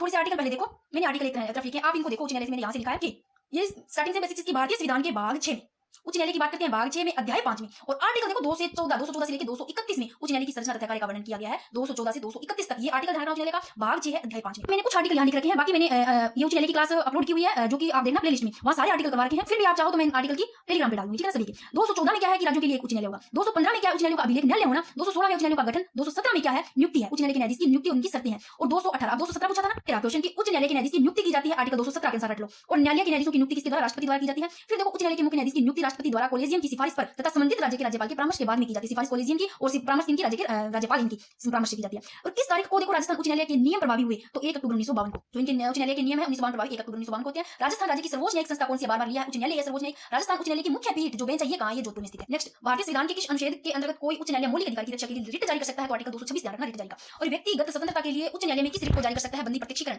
हाथ दर्द करने लगे, एक हाथ से फोन पकड़ते सच में छोटी-छोटी उंगली होती है वो बहुत ज्यादा दर्द करने लगी, उसके ऊपर आता है। भारत में उच्च न्यायालय के किसी न्यायाधीश की आयु के बारे में ये वापस क्वेश्चन लिया है कि कोई प्रश्न उठाता है तो इसका विनिश्चय कौन करता है, तो भारतीय मुख्य न्यायाधीश के परामर्श से राष्ट्रपति द्वारा, और आर्टिकल 217(3) के अनुसार राष्ट्रपति का विनिश्चय अंतिम होगा। और राजस्थान हाईकोर्ट में सबसे लंबे समय तक सेवा करने वाले, इंपोर्टेंट लगा लो कि राजस्थान हाईकोर्ट में सबसे लंबे समय तक सर्वाधिक काल जो तक सेवा करने वाले वो प्रथम न्यायाधीश कैलाश नाथ वाचु है, ये इंपोर्टेंट है। और न्यूनतम कार्यकाल वाले कुमार मित्तल है। ये देखिए आर्टिकल 14 में राज्यों के उच्च न्यायालय, 15 में देख लो, 16 में देख लो गठन है, 17 में नियुक्ति है, 18 में क्या है कुछ उपबंधों का उच्च न्यायालय में लागू होना, यानी कि जो न्यायाधीश है उनको हटाना। इसमें जैसे उच्च न्यायालय और उच्च न्यायालय के न्यायाधीश है उनको हटाने की प्रक्रिया दोस्तों सेम ही होती है। हटाने के आधार की बात करते हैं तो कोई अगर मतलब इस प्रकार का साबित हो जाता है, कोई कदाचार सिद्ध कदाचार अक्षमता के कारण इस प्रकार हटाया जा सकता है। 219 में क्या है, शपथ या प्रतिज्ञान। तो उच्च न्यायालय की शपथ, उच्च न्यायालय की जो शपथ या प्रतिज्ञान 219 में है। शपथ में अनुसूची का मैंने बताया था अनुसूची 3 में, सह पैत 3 आ रहा है तो अनुसूची 3 में, यानी कि उच्च न्यायालय के न्यायाधीश है उनको शपथ उस राज्य का जो राज्यपाल है यानी कि उसके द्वारा जो नामित व्यक्ति है उसके द्वारा अनुसूची जो 3 है उसमें है दोस्तों उनके साथ दिलवाई जाती है। फिर 220 में क्या है, स्थायी न्यायाधीश रहने के बाद विधि व्यवसाय पर निबंधन, यानी कि दोस्तों जो उच्च न्यायालय का सेवानिवृत्त स्थायी न्यायाधीश है वो भारत में उच्च न्यायालय और अन्य उच्च न्यायालय उनके अलावा किसी भी न्यायालय में क्या नहीं कर सकता, बहस या फिर कार्य नहीं कर सकता कि जिस उच्च न्यायालय का वो न्यायाधीश रहा है या वकालत वो नहीं कर सकता।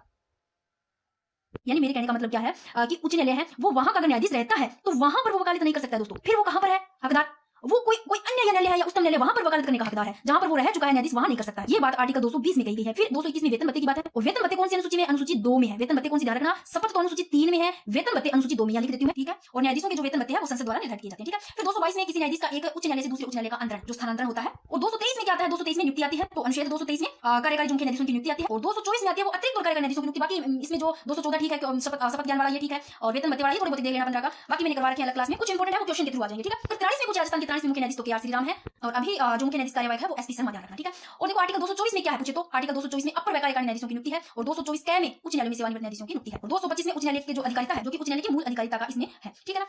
अब देखो पहले ये देखो कि किसी इंपोर्टेंट है, किसी उच्च न्यायालय के न्यायाधीश को उसके कार्यालय में उसके पद से किसके द्वारा हटाया जा सकता है, तो संसद द्वारा हटाया जा सकता है 2/3 बहुमत से पारित संकल्प के आधार पर राष्ट्रपति द्वारा, ठीक है। अब चलते हैं कि 7 दिसंबर 2019 को जोधपुर में राजस्थान उच्च न्यायालय के भव्य नवीन भवन का लोकार्पण भारतीय तत्कालीन जो माननीय राष्ट्रपति महोदय इनके द्वारा किया गया, कौन से, रामनाथ कोविंद द्वारा, ध्यान रखना। और जोधपुर में राजस्थान उच्च न्यायालय का उद्घाटन कब 28 अगस्त 1949 को राजस्थान के किस राष्ट्रप्रमुख द्वारा किया गया, तो ये हमारा जसपाल मान सिंह थे। नेक्स्ट अगर क्वेश्चन आता है न्यायाधीशों की नियुक्ति की कोलिजियम प्रणाली का प्रारंभ किस वर्ष हुआ, तो कोलिजियम प्रणाली का 1993 में, ठीक है, 1943 में। और उच्च न्यायालय के, ये इंपॉर्टेंट है यहाँ से सारी चीजें, कि उच्च न्यायालय के न्यायाधीश की नियुक्ति किसके द्वारा होती है, तो राष्ट्रपति द्वारा, और 62 वर्ष की आयु पूर्ण कर लेने तक पद धारण करेगा। पद की शपथ राज्यपाल दिलाते हैं। और आर्टिकल 217(1) चाहे ए 217(1) के अनुसार उच्च न्यायालय का न्यायाधीश राष्ट्रपति को त्याग पत्र दे सकता है। और 15वें संविधान संशोधन के तहत उच्च न्यायालय के न्यायाधीशों की सेवानिवृत्ति की उम्र है, वो देखो ये लाइन इंपॉर्टेंट है, कि 60 वर्ष से बढ़ाकर 62 वर्ष की गई। कौन से 15वां संविधान संशोधन है, इसके तहत उच्च न्यायालय के न्यायाधीशों की सेवानिवृत्ति की उम्र 60 से 62 वर्ष कर दी बढ़ा करके। नोट, संविधान में नियुक्ति के लिए न्यूनतम आयु सीमा निर्धारित नहीं है संविधान में, ठीक है। अब देखो 217(b) में क्या है, कि भारत का राष्ट्रपति हो, 62 वर्ष से कम आयु हो, वह कम से कम 10 वर्ष तक भारत में न्याय संबंधी पद पर कार्य कर चुका हो। तो ये किसके लिए है, ये है योग्यता के लिए। आर्टिकल 217(2) में योग्यता है, जो कि भारत का नागरिक होना चाहिए, 60 वर्ष से कम आयु हो, और वह कम से कम 10 वर्ष तक भारत में न्याय संबंधी पद पर कार्य कर चुका हो, या किसी एक उच्च न्यायालय या अधिक उच्च न्यायालयों में लगातार देखो कम से कम 10 वर्ष तक का वह अधिवक्ता रह चुका हो। ये यहाँ लिख लो, योग्यताएं हैं, जो कि 217(2) में है, ठीक है ना। नेक्स्ट क्वेश्चन देखो, कि मौलिक अधिकारों का हनन होने पर प्रभावित व्यक्ति रिट याचिका पेश कर सकता है, उच्च न्यायालय या उच्चतम न्यायालय में कर सकता है, ठीक है ना। वर्तमान में राजस्थान उच्च न्यायालय में न्यायाधीशों की संख्या 50 है। और उच्च न्यायालय के सेवानिवृत्त जज की पेंशन कहां से दी जाती है, जज की पेंशन है वो भारतीय संचित निधि दी जाती है सेवानिवृत्ति की, मैंने बार-बार बता दी है आप लोगों को। और उच्च न्यायालय या जयपुर पीठ की स्थापना, उच्च न्यायालय जयपुर पीठ की, उच्च न्यायालय जयपुर पीठ की स्थापना, देखो इसका जो आदेश है वो 1970 में इसकी स्थापना होती है। आदेश कब जारी हुआ, 1970 में हुआ दोस्तों। और स्थायी पीठ की जो स्थापना का आदेश है वो राजस्थान राज्यपाल द्वारा किया गया। और राज्य पुनर्गठन अधिनियम 1956 की धारा 51 के अंतर्गत राजस्थान का उच्च न्यायालय यानी कि जयपुर में स्थायी पीठ की स्थापना है, यानी कि राजस्थान का उच्च न्यायालय आदेश 1976 द्वारा जयपुर में स्थायी पीठ की स्थापना की गई। और जयपुर पीठ ने 30 जनवरी 1970 को कार्य करना प्रारंभ किया। तो कार्य करना प्रारंभ किया, जयपुर पीठ को खंडपीठ का दर्जा दिया गया। अब चलते हैं कि राजस्थान की प्रशासनिक व राजनीतिक व प्रशासनिक व्यवस्था में जो टॉपिक पंचायती राज है और स्थानीय नगरीय निकाय, इन दोनों को करेंगे, ठीक है। यहाँ पर मैंने वन लाइनर भी लिखे हैं, कुछ वर्णन भी किया है कहीं पर अच्छी तरीके से। देखो सबसे पहले अगर क्वेश्चन आता है, इंपॉर्टेंट क्वेश्चन ये है, ग्राम सभा के सदस्य होते हैं मतदाता सूची में दर्ज नाम के सारे जो निवासी होते हैं, मतदाता सूची में जिनका नाम दर्ज है उनके सभी निवासी ग्राम सभा के क्या होते हैं, सदस्य। नेक्स्ट, राजस्थान में इंपॉर्टेंट, कि राजस्थान में पंचायती राज व्यवस्था का शुभारंभ किस पंचवर्षीय योजना से किया गया, तो पंचायती राज व्यवस्था का शुभारंभ है वो द्वितीय पंचवर्षीय योजना के अंतर्गत किया गया 1956 से 61, ठीक है, जो द्वितीय पंचवर्षीय योजना है। और तत्कालीन प्रधानमंत्री पंडित जवाहरलाल नेहरू ने कब 2 अक्टूबर 1959 को नागौर जिले का जो बगदी गांव है ना, इसमें पंचायती राज व्यवस्था की शुरुआत की। अच्छा क्वेश्चन है और पूछा भी गया है। अब देखो पहले से चले आ रहे राजस्थान पंचायत अधिनियम 1953 के तहत पूरे राज्य में ग्राम पंचायतों की स्थापना की गई। और राजस्थान पंचायत समिति और जिला परिषद अधिनियम 1959 के तहत पंचायत समिति तथा जिला परिषद समिति स्थापित की गई, यानी कि राजस्थान पंचायत समिति और जिला परिषद अधिनियम 1959 के तहत दोस्तों पंचायत समिति और जिला परिषद स्थापित की गई। और इस प्रकार राजस्थान में देखो त्रिस्तरीय पंचायत राज व्यवस्था की प्रारंभ हो गई। तो ध्यान रखना कि राजस्थान में जो राज व्यवस्था है वो त्रिस्तरीय पंचायत, क्वेश्चन बन सकता है त्रिस्तरीय। इस प्रकार का मैंने आगे क्वेश्चन भी लिया है। अब देखो मोस्ट इंपोर्टेंट, ये पहला जो आर्टिकल है यहाँ से पूछा जा सकता है। इस पंचायती राज से आपको छोटी छोटी चीजें ध्यान रखनी है कि पंचायती राज है ये किसका विषय है, राज्य सूची का विषय है। यहाँ लिखो, मैंने आगे क्वेश्चन बना के लिखा हुआ है, एक एक चीज ध्यान रखना, पंचायती राज राज्य सूची का विषय है। और 73वें संविधान संशोधन, कौन सा 73वें संविधान संशोधन के द्वारा संविधान में भाग तो 9 और आर्टिकल अनुच्छेद 243 से 243 ओ, यानी कि कुल आर्टिकल कितने हो गए, 16 हो गए, वो तक जोड़े गए इसमें, ठीक है ना। सबसे पहले जो पंचायती राज है ये अधिनियम कर्नाटक से पारित किया गया। अब यहाँ पर पहला क्वेश्चन ये 243 का, कि भारतीय संविधान के कौन से अनुच्छेद में ग्राम सभा की परिभाषा उल्लेखित है, तो सबसे पहले 243 में ग्राम सभा की है, 243 ए में ग्राम सभा की, 243 बी में त्रिस्तरीय पंचायत राज, मैंने शायद आगे लिखे हुए मैं देखती हूँ एक बार, ये रहा कि 243 ए ओ तक है दोस्तों, ऐसे 243 ए इसमें ग्राम सभा, और 243 बी में त्रिस्तरीय पंचायती राज, और सी में संरचना, और डी में आरक्षण, और 243 ई में कार्यकाल संबंधित 5 वर्ष, 243 एफ में योग्यता। यहाँ पर मैंने मेन लिखे, बाकी मैं बता दूं इनको भी याद नहीं रहते हैं ना, आपको कभी भी आर्टिकल याद नहीं रहते तो मेरी आप प्लेलिस्ट चेक करना, वहां पर आपको पंचायती राज टॉपिक मिलेगा, सारे के सारे आर्टिकल ट्रिक से याद करवाई हुई, एक बार में याद हो जाएंगे, भूलोगे भी नहीं। मैं यहाँ पर कुछ लिख देती हूँ, ये लो कि 73वें संविधान संशोधन अधिनियम, यानी कि 73वां संविधान संशोधन जो है इसके द्वारा संविधान में भाग तो 9 ध्यान रखना, अनुच्छेद 243 ए से ओ, टोटल कितने हो गए, 16 अनुच्छेद हो गए, ये जोड़ेंगे। और ये राज्य सूची का विषय है पंचायती राज दोस्तों, पंचायती राज कर रहे हैं अपने, ये लो पंचायती राज, ठीक है। अब यहाँ पर ना ये देखो, यहाँ पर आपको इस प्रकार के क्वेश्चन बन सकते हैं कि अनुसूची, इसकी अनुसूची की बात करें तो 11वीं लिखी हुई है, संविधान में 11वीं अनुसूची जोड़ी गई, अनुसूची देखो 11वीं जोड़ी गई, जिसमें पंचायती राज संस्थाओं की कुल विषय की बात करें तो 29 विषय। इसका क्वेश्चन बन सकता है कि संविधान का कौन सा भाग पंचायत से संबंधित है, पंचायत से संबंधित भाग 9 ध्यान रखना, और पंचायत से संबंधित संविधान की जो 11वीं अनुसूची है इसमें सम्मिलित 29 विषय, 11वीं अनुसूची में ध्यान रखना 29 विषय है। यहाँ पंचायती राज कर रहे हैं अपने। राजस्थान में पंचायती राज व्यवस्था लागू कब हुई, तो 1959 में हुई दोस्तों, बार-बार बता रही हूं मैं। तो अब 243 ए है ये, ठीक है, 243 दिया जा सकता है, या ए इसमें ग्राम सभा का उल्लेख है, ठीक है। अब बात करते हैं अपने कि भारतीय संविधान के कौन से भाग में पंचायती राज की अवधारणा निहित है, तो राज्य के नीति निर्देशक तत्वों में, नीति निर्देशक तत्व पढ़ रखे होंगे आप लोगों ने, सेकंड ग्रेड में ये टॉपिक है। राज्य नीति निर्देशक तत्वों का उल्लेख संविधान के भाग 4 में है और आर्टिकल 36 से 51 तक मिलता है इसमें, ठीक है, इतना ही यहाँ पढ़ना है, बाकी इसमें नहीं। भारतीय संविधान का आर्टिकल 40 है। अब आपको अगर पूछा जाता है पंचायती राज से संबंधित आर्टिकल पूछे तो आर्टिकल रट लो, अनुच्छेद 40 है, अनुच्छेद 40 ये पंचायती राज से संबंधित है, पूछा भी गया क्वेश्चन, पता भी होगा। तो ये अनुच्छेद 40 राज्य को यह निर्देशन देता है कि ग्राम पंचायतों का संगठन करने के लिए कदम उठाएगा और ऐसी शक्तियां और अधिकार प्रदान करेगा जो उन्हें स्वायत्त शासन की इकाई के रूप में कार्य करने के योग्य बनाने के लिए आवश्यक है। पंचायती राज व्यवस्था की शुरुआत की बात करें तो 2 अक्टूबर 1949 से है, नागौर जिले के बगदी गांव बताया दिया मैंने। और देखो इस टॉपिक से क्या क्वेश्चन बन सकते हैं कि राजस्थान में स्थानीय स्वशासन विभाग, स्थानीय निकाय, निदेशालय का कार्यालय कहां स्थित है, तो ये जयपुर में दोस्तों। और इंपॉर्टेंट किस अनुच्छेद के तहत पंचायतों को संवैधानिक दर्जा दिया गया, ये बार-बार लिखकर कैसे भी घुमा फिरा जा सकता है, पंचायतों का संवैधानिक दर्जा दिया गया, ये 243 है आर्टिकल, क्योंकि 243 ए से 243 ओ तक तो ये इसमें पंचायती राज में है, ओ तक आपको रट लेना है, पंचायती राज से 243 है। ग्राम स्तर पर प्रतिनिधि प्रजातंत्र जिसके द्वारा लागू किया गया है ग्राम सभा है। तो पंचायती राज का संबंध देखो पंचायती राज का 73वें संविधान संशोधन अधिनियम से है। ये जब अपने करेंगे ना स्थानीय नगरीय निकाय, इसमें होगा 73वें संविधान संशोधन अधिनियम 1992, दोनों का ध्यान रखना है, नगरीय निकाय से 73वां और पंचायती राज से 73वां संविधान संशोधन। तो पंचायती राज का संबंध 73वें संविधान संशोधन अधिनियम 1992 से है दोस्तों, इंपॉर्टेंट है ये क्वेश्चन। फिर संविधान का कौन सा अनुच्छेद पंचायत में महिलाओं के 1/3 यानी कि 1/3 प्रतिनिधित्व की गारंटी देता है, तो देखो जो महिलाओं के जो इन आरक्षण की बात कर रहे हैं, 1/3 की गारंटी देता है, ये है 243 डी में। देखो आर्टिकल 243 ए में ग्राम सभा और 243 बी में त्रिस्तरीय, यानी कि बी 2 नंबर पे आता है, एक डबल एक ज्यादा कर दो 3, और सी में संरचना 243 में आरक्षण है, 243 में कार्यकाल है, 243 एफ ई में कार्यकाल, एफ में योग्यता। देखो भारतीय संविधान के अनुच्छेद 243 जो डी है, इसके तहत पंचायतों में महिलाओं के लिए न्यूनतम देखो 33% का आरक्षण अनिवार्य है।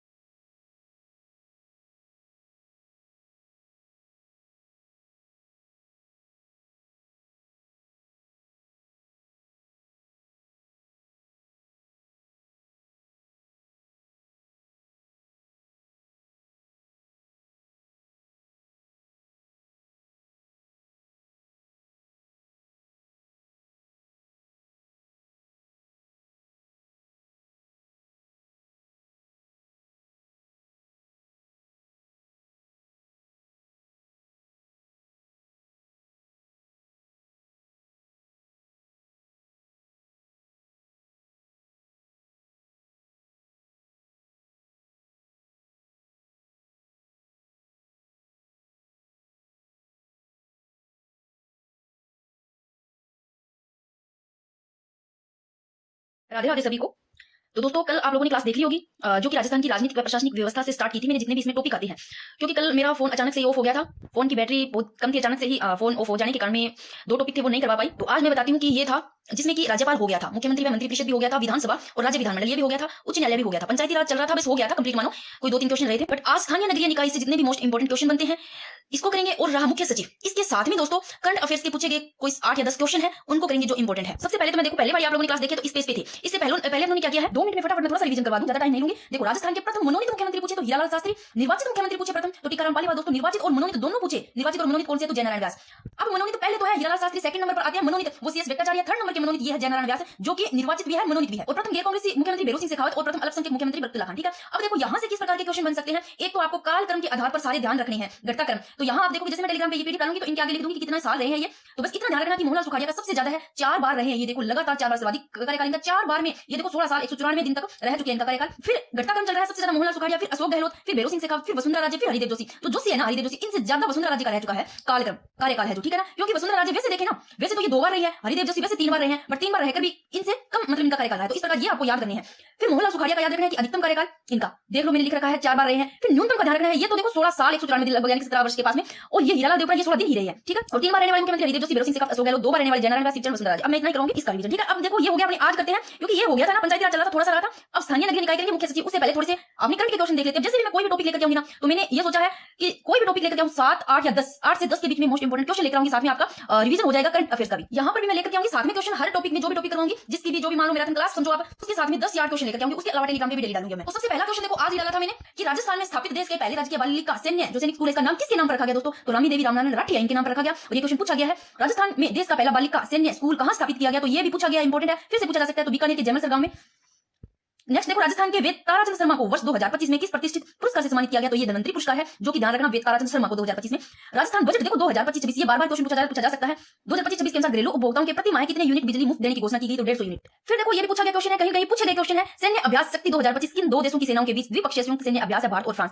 फिर देखो राष्ट्रीय जल विद्युत निगम द्वारा अप्रैल 2025 में राजस्थान के किस शहर में देखो 160 मेगावाट और सौर ऊर्जा योजना का शुभारंभ किया गया, ये भी बीकानेर, ध्यान रखना। और अंतरराष्ट्रीय योग दिवस 2025 की थीम में क्वेश्चन पूछा गया है, इंपोर्टेंट, एक पृथ्वी एक स्वास्थ्य के लिए योग दोस्तों। और राजस्थान सर्कुलर इकोनॉमी प्रोत्साहन योजना 2025 के क्रियान्वयन के लिए नोडल संस्थान है, तो ये है राजस्थान राज्य प्रदूषण नियंत्रण बोर्ड। तो ये पूछे गए क्वेश्चन मैं अब डेली लेकर आऊंगी साथ में 8 या 10 क्वेश्चन। तो अब इसी पे चलते हैं कि पंचायती राज चल रहा था अपने, आप लोगों ने राजस्थान में पंचायती राज का शुभारंभ 2 अक्टूबर 1949 को। इससे पहले मैं थोड़ा सा आपको करेक्शन करवा देती हूं कि कल मैंने जो क्लास आप लोगों की डाली थी उसमें थोड़ा सा लिखने में मेरे से कहीं गलती हो गई, फिर मैंने आगे वो ही चीज दोबारा लिखा है क्वेश्चन, तो थोड़ा उसको क्लियर कर लेते हैं पहले कि ये जो क्वेश्चन था कि प्रथम विधानसभा के चुनाव, देखो प्रथम विधानसभा के जो पहले चुनाव है ये 1952 में होता है, मेरे से गलती से यहां 52 में लिखा गया था, मैंने टेलीग्राम पे भी डाल दिया था ताकि कोई गलती ना पड़े। इस केस में विधानसभा की सीटों की संख्या 160 थी, तो मैंने ये क्लियर कर दिया यहां पर, पीछे वाली क्लास में थोड़ा इस पर ध्यान कर लेना। तो प्रथम विधानसभा चुनाव 1952 में तो 160 थी विधानसभा सीटों की संख्या, और जो छठे विधानसभा चुनाव है ये 1977 में, इनमें विधानसभा सीटों की संख्या ध्यान रखना 200 कर दी गई बढ़ाकर के, तो इंपोर्टेंट क्वेश्चन बन सकते हैं। तो अपना ये हो गया था कि पंचायत राज्य के स्तर पर देखो ये त्रिस्तरीय क्वेश्चन पूछा जा सकता है, कितनी स्तरीय है, तो ये क्वेश्चन साइड में लिया है, ये देखो कि राजस्थान में पंचायती राज व्यवस्था कितने स्तर वाली है, त्रिस्तरीय, ध्यान रखना, अच्छा क्वेश्चन है। और यहां से देखो पहला प्रथम स्तर पे पूछा जाता है तो निम्न स्तर जो कि ग्राम स्तर पर होती है, ग्राम पंचायत, खंड स्तर पर होती है पंचायत समिति जो मध्य स्तर होता है, और जिला स्तर पर जिला परिषद जो शीर्ष स्तर होता है, ठीक है ना। तो इस प्रकार बन सकता है, ये मैंने कल करवा दिए थे। नेक्स्ट क्वेश्चन देखो कि राजस्थान पंचायती राज संशोधन विधेयक जो कि 2021 के तहत ग्राम पंचायतों में कार्यरत ग्राम सेवक का जो पदनाम है वो बदलकर क्या कर दिया गया था, अच्छा क्वेश्चन है, तो ग्राम विकास अधिकारी। बाकी कोई डाउट होता है ना तो आप कमेंट जरूर कर दिया करो ताकि पता चले। राजस्थान पंचायती राज संशोधन अधिनियम 2, अब देखो यहां से मैंने पहले लिखा बिना बदल कर क्या कर दिया गया, फिर ऐसे क्वेश्चन बनाया कि कैसे क्वेश्चन बन सकता है इसे कि राजस्थान पंचायती राज संशोधन अधिनियम 2021 के गजट नोटिफिकेशन के उपरांत ग्राम सेवक है ना, इसको क्या जाना जाता था। अब इसका नाम मैंने यहाँ पर क्वेश्चन बनाया कि ग्राम सेवक को क्या जाना जाता था, तो ध्यान रखना ग्राम विकास अधिकारी। तो ये पूछा जा सकता है ग्राम पंचायत के जो उप सरपंच है ना उनका निर्वाचन कैसे होता है बताओ भाई, तो ये निर्वाचित जो सभी पंच होते हैं उनके द्वारा अपने में से चुना जाता है, जो निर्वाचित जो सारे पंच होते हैं यानी कि बहुमत के आधार पर। ध्यान रखना ये ग्राम पंचायत का सचिव कौन होता है, तो ग्राम पंचायत का सचिव ग्राम सेवक ही होता है दोस्तों। और पंचायती राज संस्थाओं को चुनाव करवाने का दायित्व किसका है, पंचायती राज, ये ध्यान रखना कि पंचायती राज संस्थाओं का जो चुनाव कराने का दायित्व राज्य निर्वाचन आयोग का है, और मैंने टेलीग्राम पे शायद ये क्वेश्चन भी डाला होगा, इनका एक बार रिवीजन भी हो जाएगा, आप यहाँ पर पढ़ लो, फिर मैं टेलीग्राम पे जो इनमें से भी इंपोर्टेंट है उनका मैं क्वेश्चन डालती रहूंगी ताकि आपका रिवीजन हो जाए। ग्राम सभा की परिभाषा, तो देखो परिभाषा का आता है, ये कल मैंने क्वेश्चन डाला था, और यहाँ पर भी इसको फिर से पढ़ो कि ग्राम सभा की परिभाषा पूछे तो अनुच्छेद 243 में है, और जो 243 ए है ना दोस्तों, इसमें सिर्फ ग्राम सभा की इसकी परिभाषा को छोड़कर बाकी ग्राम सभा से संबंधित प्रावधान 243 ए में है, बट सीधा 243 अनुच्छेद में ग्राम सभा की परिभाषा है और 243 ए में ग्राम सभा से संबंधित प्रावधान है परिभाषा को छोड़कर। दोनों इस प्रकार याद करने आपको, घुमा फिरा के क्वेश्चन पूछा जाता है। तो फिर एक क्वेश्चन कि आर्टिकल अनुच्छेद 243 ई, अब ई किस पे आता है ऐसे करके देखो, 5 नंबर पे आता है और ई भी 5 नंबर पर आती है, तो या इसको अड़े बोला जा सकता है या ई बोला जा सकता है। तो 243 ई में क्या है, बाकी ये देखो जितने भी आर्टिकल है ना पंचायती राज से संबंधित मैंने वीडियो डाली हुई है, देख लेना प्लेलिस्ट चेक करके, जो कि किसी चीज से कनेक्ट करके ट्रिक से सारे याद करवाने की भी कोशिश की, सारे याद भी हो जाएगी, अगर क्वेश्चन बनता है तो भूलोगे नहीं। तो इसमें क्या है दोस्तों, जो ई है इसमें है पंचायतों की अवधि, यानी कि पंचायत की अवधि यानी कि कार्यकाल को ही बोलते हैं, अवधि किसमें पंचायतों की कार्यकाल, तो 243 ई में है। प्रथम बैठक की तारीख से 5 वर्ष होगी, इनकी अवधि है पंचायत की अवधि जो कार्यकाल प्रथम बैठक की तारीख से 5 वर्ष होगी। आगे देखो ये चीज क्या लिखा हुआ है कि यदि पंचायती राज संस्थाओं को कार्यकाल की समाप्ति से पूर्व ही मान लो भंग कर दिया जाता है, तो विघटन की जो तारीख है वो 6 माह की अवधि में चुनाव कराना जरूरी है दोस्तों। इनकी जो समाप्ति है कार्यकाल की, उनसे अगर पहले ही बंद कर दिया जाता है ना, तो जो विघटन की तारीख है वो 6 माह की अवधि में चुनाव करवाना आवश्यक है। ये ध्यान रखना। अब करते हैं नगरीय निकाय। पहले नगरीय निकाय से मैंने यहाँ 2-3 क्वेश्चन लिए, पहले इनको देखो, फिर आगे नगरीय निकाय पर स्टार्टिंग से बड़े विस्तार से करते हैं। पहला ही क्वेश्चन है कि नगर निगम की सभा की अध्यक्षता कौन करता है। ये ध्यान रखो, अच्छा क्वेश्चन है कि अगर सीधा सिंपल क्वेश्चन आता है वन लाइनर में तो इस प्रकार आ सकता है कि नगर निगम की सभा की अध्यक्षता मेयर करता है दोस्तों। और शहरी स्थानीय स्वशासन निकायों में चुनाव लड़ने की न्यूनतम आयु कितनी होती है, तो शहरी स्थानीय स्वशासन निकायों में चुनाव लड़ने की वो 21 वर्ष। अब देखो 74वां संविधान संशोधन, नगरीय निकाय से 74वां ध्यान रखना, बार बार कह रही हूं। तो 74वां संविधान संशोधन अधिनियम कब अस्तित्व में आया, तो 74वां संविधान संशोधन 1 जून 1943 को आता है। ये नगरीय निकाय से संबंधित है। 74वां रट लो इसको, सीधा क्वेश्चन पूछा जाता है। अब देखो स्थानीय नगरीय निकाय से किस प्रकार के क्वेश्चन पूछे जा सकते हैं, ये पेज काफी इंपॉर्टेंट है। सबसे पहले बात करते हैं देखो कि नगरीय स्थानीय नगरीय निकाय की बात हो रही है तो 74वां संविधान संशोधन से संबंधित है। 74वां संविधान संशोधन 1992 रट लो।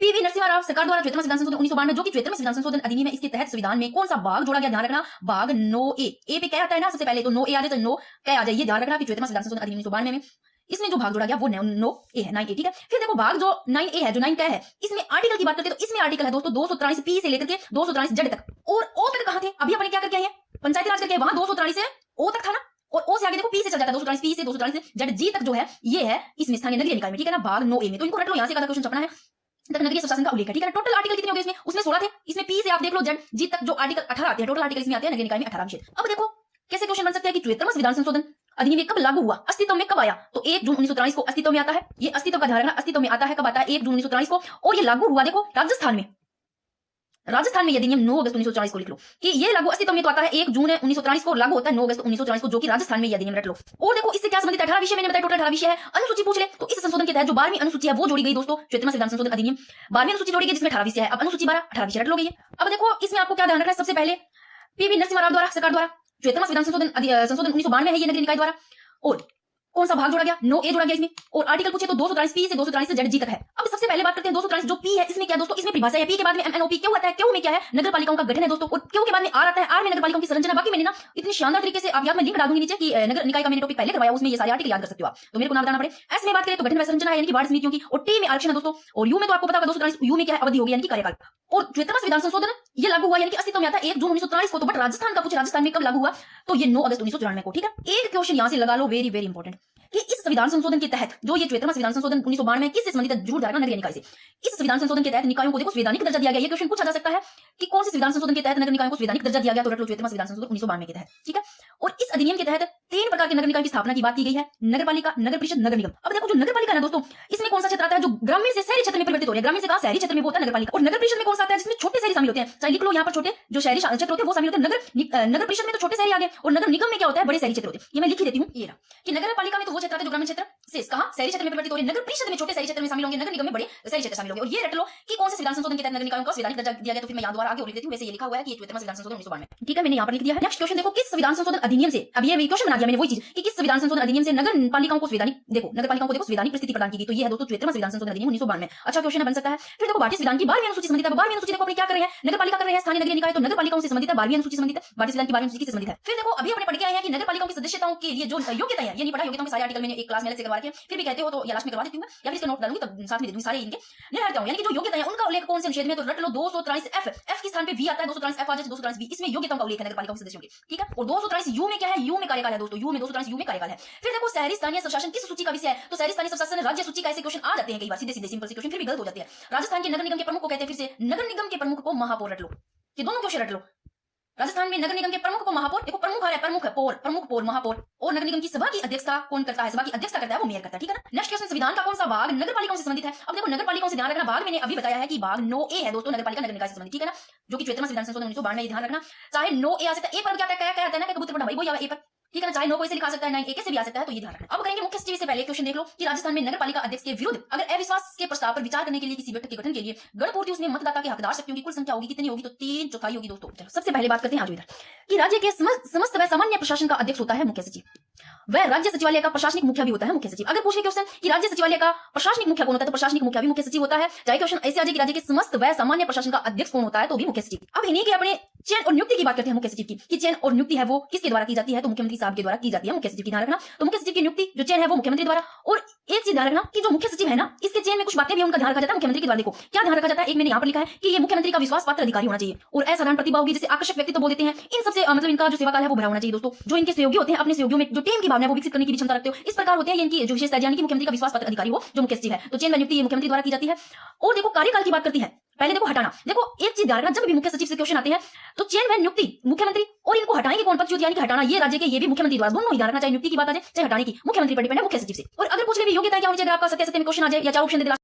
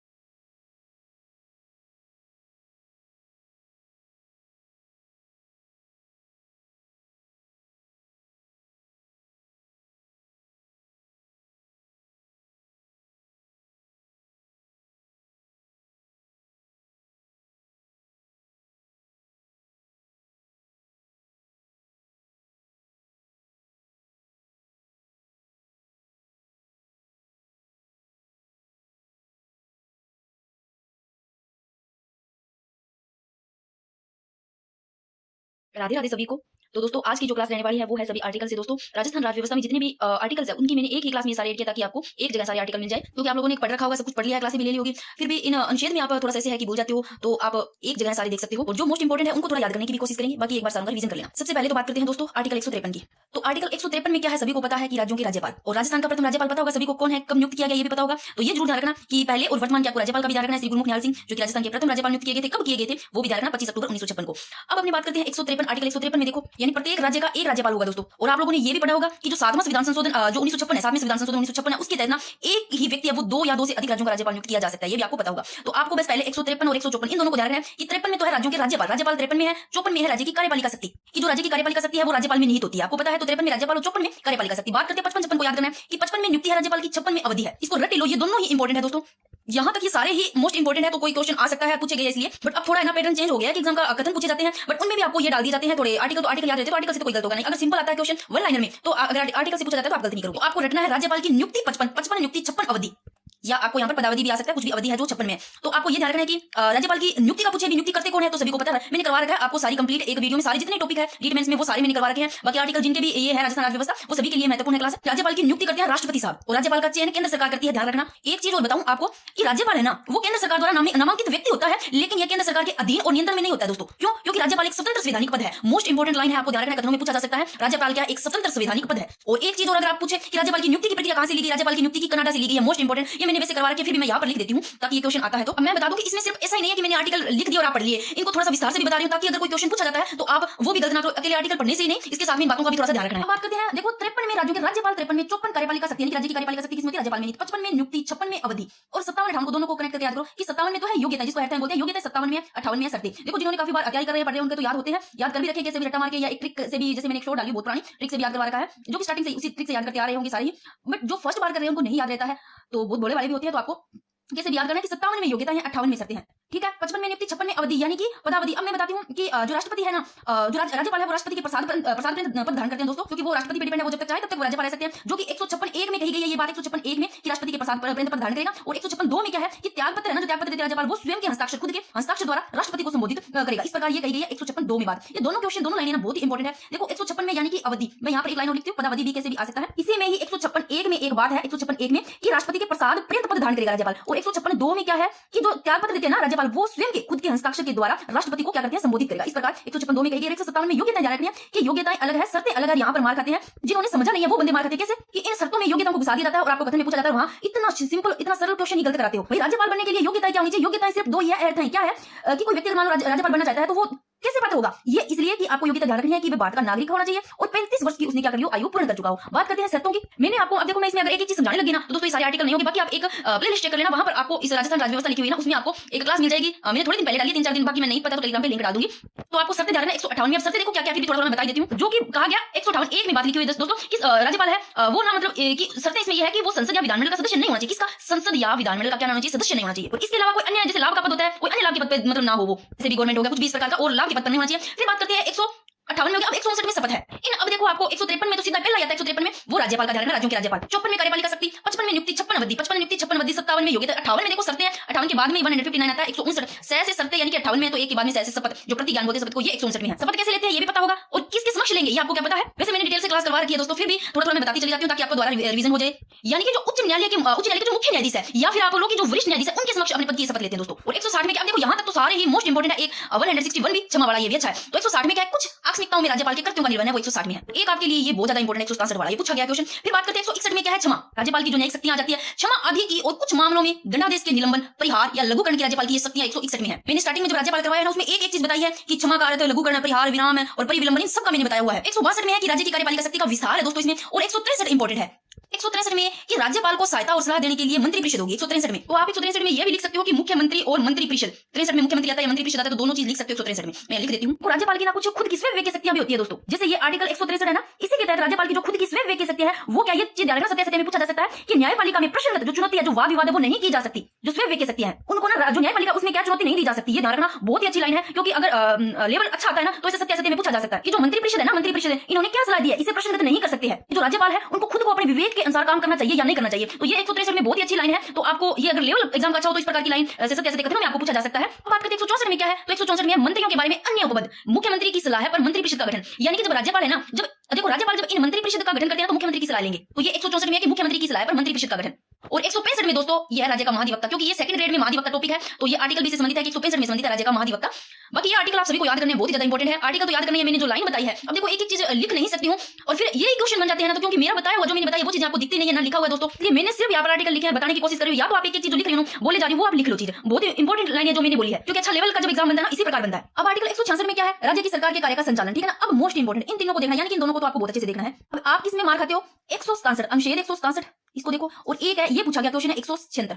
देखो 176 है ना, इसमें तो है राज्य का विशेष अभिभाषण है, विशेष अभिभाषण मोस्ट इंपोर्टेंट लगा लो, most important, very very important कि राज्य का विशेष अभिभाषण किसमें है, रट लो 176 में। और जो साधारण है 175 में, इससे पहले देखो साधारण आएगा कि सदन या सदनों में अभिभाषण का और उनको संदेश भेजने का राज्यपाल का अधिकार है, ये 175 में। और 176 में राज्य का विशेष अभिभाषण, ये दोनों इंपोर्टेंट है। बात करते हैं 167, देखो अगर 167 को 6 इधर आ जाता है 176 बन जाता है तो विशेष अभिभाषण आता है। और 167 में क्या है, यहाँ मुख्यमंत्री के कर्तव्य है कि राज्यपाल को जानकारी देने के संबंध में, राज्यपाल को जानकारी देने के संबंध में जो मुख्यमंत्री के कर्तव्य है ना वो है 167 में। तो 167 और 176 दोनों इंपोर्टेंट आर्टिकल, रट लो कैसे भी। पहला 167 आता है 7 और 6, यानी कि 7 और 176 बाद में आता है, तो बाद वाले में विशेष अभिभाषण है 167 बहुत पहले आ जाता है 60 वाली लाइन पे। तो यहाँ मुख्यमंत्री के कर्तव्य आएंगे वो भी राज्यपाल को जानकारी देने के संबंध में। बात करते हैं 168 में है राज्यों के विधानमंडलों का गठन। देखो विधानमंडलों का गठन तो है 168 में, और 169 में है राज्यों में विधान परिषदों का।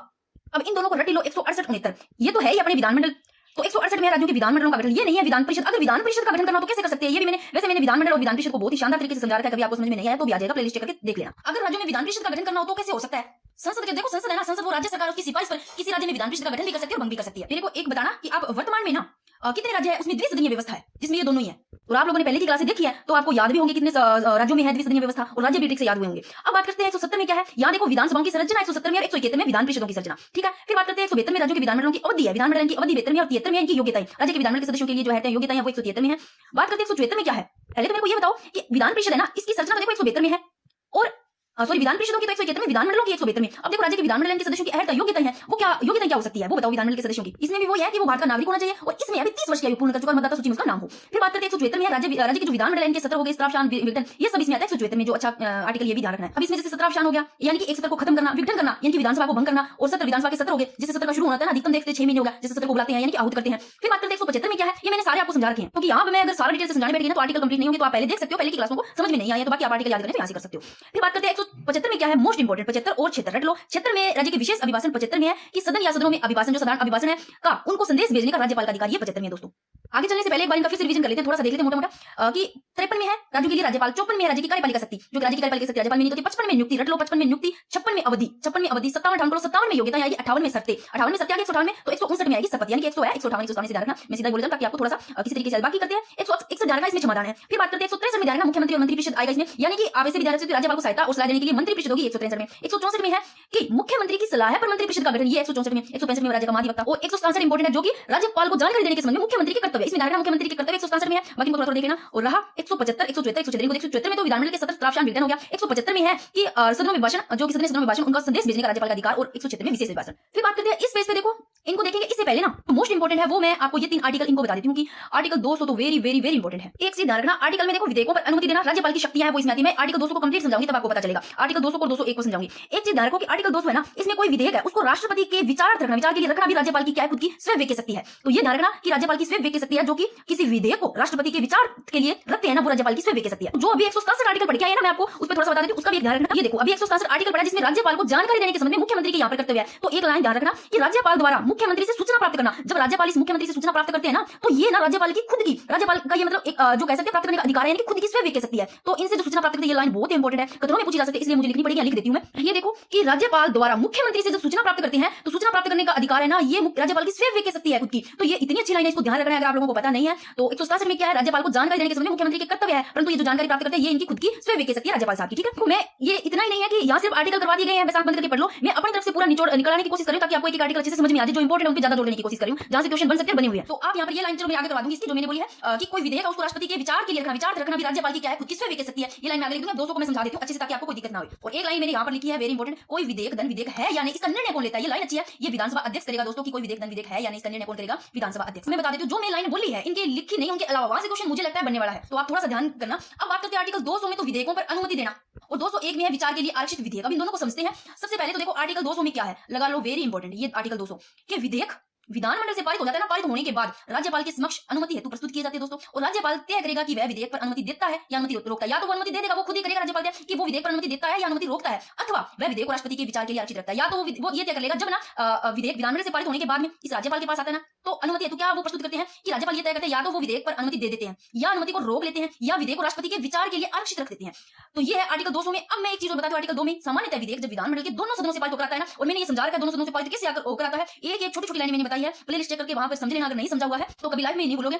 तो दोनों सदनों से पारित होकर राज्यपाल के पास भेजा जाता है, तो राज्यपाल के पास कितने 5 विकल्प होते हैं। अब ये 5 विकल्प थोड़े से समझो क्या कैसे होते हैं। पहले तो इनको समझ लो कि सिंपल, जैसे कि सहमति देना क्या होता है, मैंने बता दिया सहमति देना क्या होता है, वापस भेजना कैसे, और आरक्षित रखना क्या होता है आपको पता होगा। यानी राज्यपाल है वो विधेयक को अपनी स्वीकृति दे सकते हैं, जिसके बाद वो कानून बन जाता है। ये मैंने अच्छे से समझा रखा है दोस्तों आपको। रोकना जैसे कि विधेयक पर वो अपनी सहमति रोक भी सकता है। अब वापस भेजना यानी कि एक सिर्फ ध्यान रखना, धन विधेयक को छोड़ के, ध्यान रखना ये लाइन इंपॉर्टेंट है, चाहे लिख लो, धन विधेयक को छोड़ करके विधेयक को कोई कारणों सहित यानी कि पुनर्विचार के लिए विधानसभा को वापस भेज सकता है, कारणों सहित भेज सकता है, सिर्फ धन विधेयक को रोक करके। और आरक्षित रखना क्या होता है, यानी कि कुछ कह सकते हैं कुछ खास विधेयक होते हैं, जैसे कि उच्च न्यायालय के अधिकार क्षेत्र में प्रभावित करने वाले होंगे, लेकिन राज्यपाल है वो राष्ट्रपति की सहमति के लिए, जो राष्ट्रपति ने लिख भी रखा है, राष्ट्रपति की सहमति के लिए आरक्षित रख सकते हैं। अब मैंने सबसे पहले ये बताया था कि कानून बन जाता है जिसको बिल एक्ट, या आप साधारण भाषा में समझो तो ऐसे समझ सकते हो कि राज्यपाल विधेयक को स्वीकृति दे सकते हैं ना, दे सकते हैं। तो जब दे सकते हैं तो दे देते हैं, तो वो विधेयक बिल यानी कि अधिनियम एक्ट बन जाता है। और जो अनुमति नहीं देते हैं दोस्तों, उसको कहते हैं यानी कि आत्यांतिक वीटो। ये वीटो सिर्फ 2 स्थितियों में काम में ले सकते हैं, एक निजी जो बिल होता है उस पर मना कर सकते हैं, या कोई पुरानी मंत्री परिषद है वो बिल लेकर आए, और यानी कि एक नई मंत्री परिषद आ गई, ये भी मैंने समझा रखा है, अब इस पर ज्यादा चर्चा करने की जरूरत नहीं है। अब ये क्या है, स्थगन वीटो।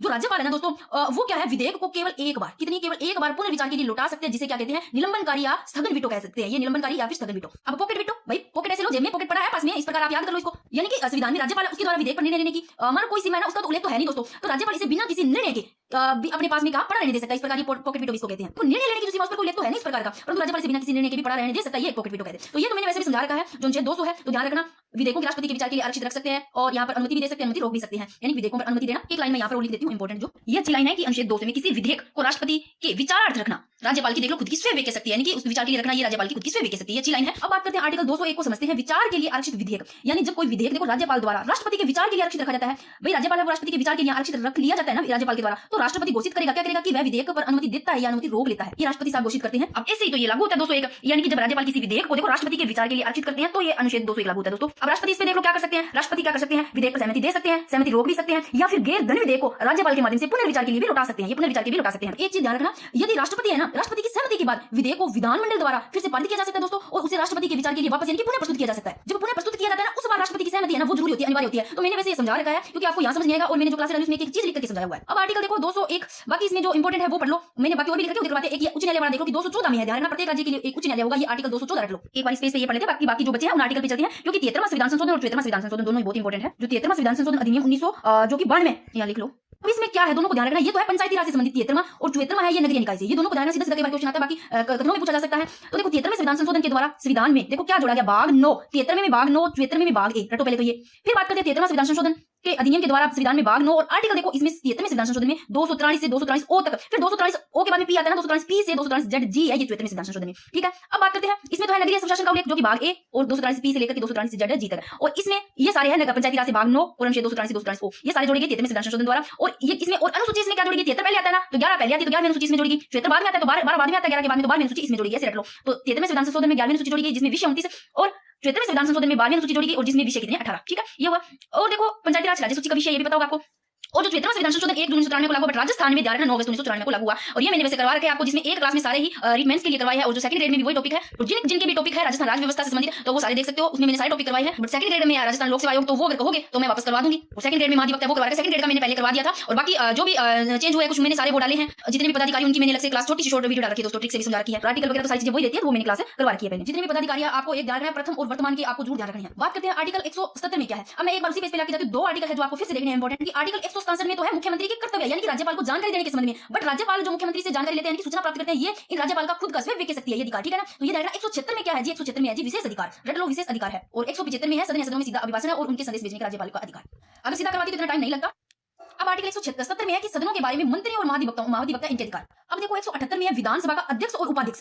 178 में तो विधानसभा के अध्यक्ष और उपाध्यक्ष हो गए, और 182 में है दोस्तों, 182 में रख लो, ऐसे दोनों को याद करो, याद हो जाएगा 78 और 82। 182 में विधान परिषद के सभापति और उपसभापति, तो 182 लिखा होगा, ये 182 में विधान परिषद का सभापति और उपसभापति, और 178 में विधानसभा का अध्यक्ष और उपाध्यक्ष। ऐसे ही 179 में क्या है, अध्यक्ष और उपाध्यक्ष का पद रिक्त होना, पद त्याग और पद से हटाया जाना, और यही सेम चीज है, यानी कि इधर 182 में तो क्या था, विधान परिषद का सभापति और उपसभापति, तो 183 में हो गया सभापति और उपसभापति का पद रिक्त होना, पद त्याग पत्र और पद से हटाना, पद त्याग और पद से हटाना, यानी कि 178 और 179 में जो चीजें विधानसभा के बारे में है, तो इधर 182 और 183 में सेम है, यानी कि विधान परिषद से। फिर बात करते हैं 180 में क्या है, अध्यक्ष के पद के कर्तव्यों का पालन करने या अध्यक्ष के रूप में कार्य करने की उपाध्यक्ष या अन्य व्यक्ति की शक्ति होगी। और 181 में जब अध्यक्ष या उपाध्यक्ष के पद को पद से हटाने का कोई संकल्प विचाराधीन है, तब उसका पीठासीन न होना। और 182 में बता दिया कि विधान परिषद का सभापति उपसभापति, 183 में है सभापति उपसभापति का पद रिक्त होना, पद त्याग और पद से हटाना। ठीक है, अब बात करते हैं कि 198 इंपॉर्टेंट है, इसको लगा देती हूँ, थोड़ा हाईलाइट भी कर देती हूँ। 186 पढ़ लेते हैं दोस्तों कि 186 में अध्यक्ष उपाध्यक्ष हो गए, फिर सभापति और उपसभापति इनके वेतन भत्ते। अभी देखो आपने पढ़ा है कि 178 में तो विधानसभा के अध्यक्ष और उपाध्यक्ष, और 182 में विधान परिषद के सभापति और उपसभापति के इनके अध्यक्ष और उपाध्यक्ष सभापति और उपसभापति के इनके वेतन भत्ते 186 में, और 187 में राज्य के विधानमंडल का सचिवालय। अब बात करते हैं 198 में, इंपॉर्टेंट लगा लो। तो इस आर्टिकल से ना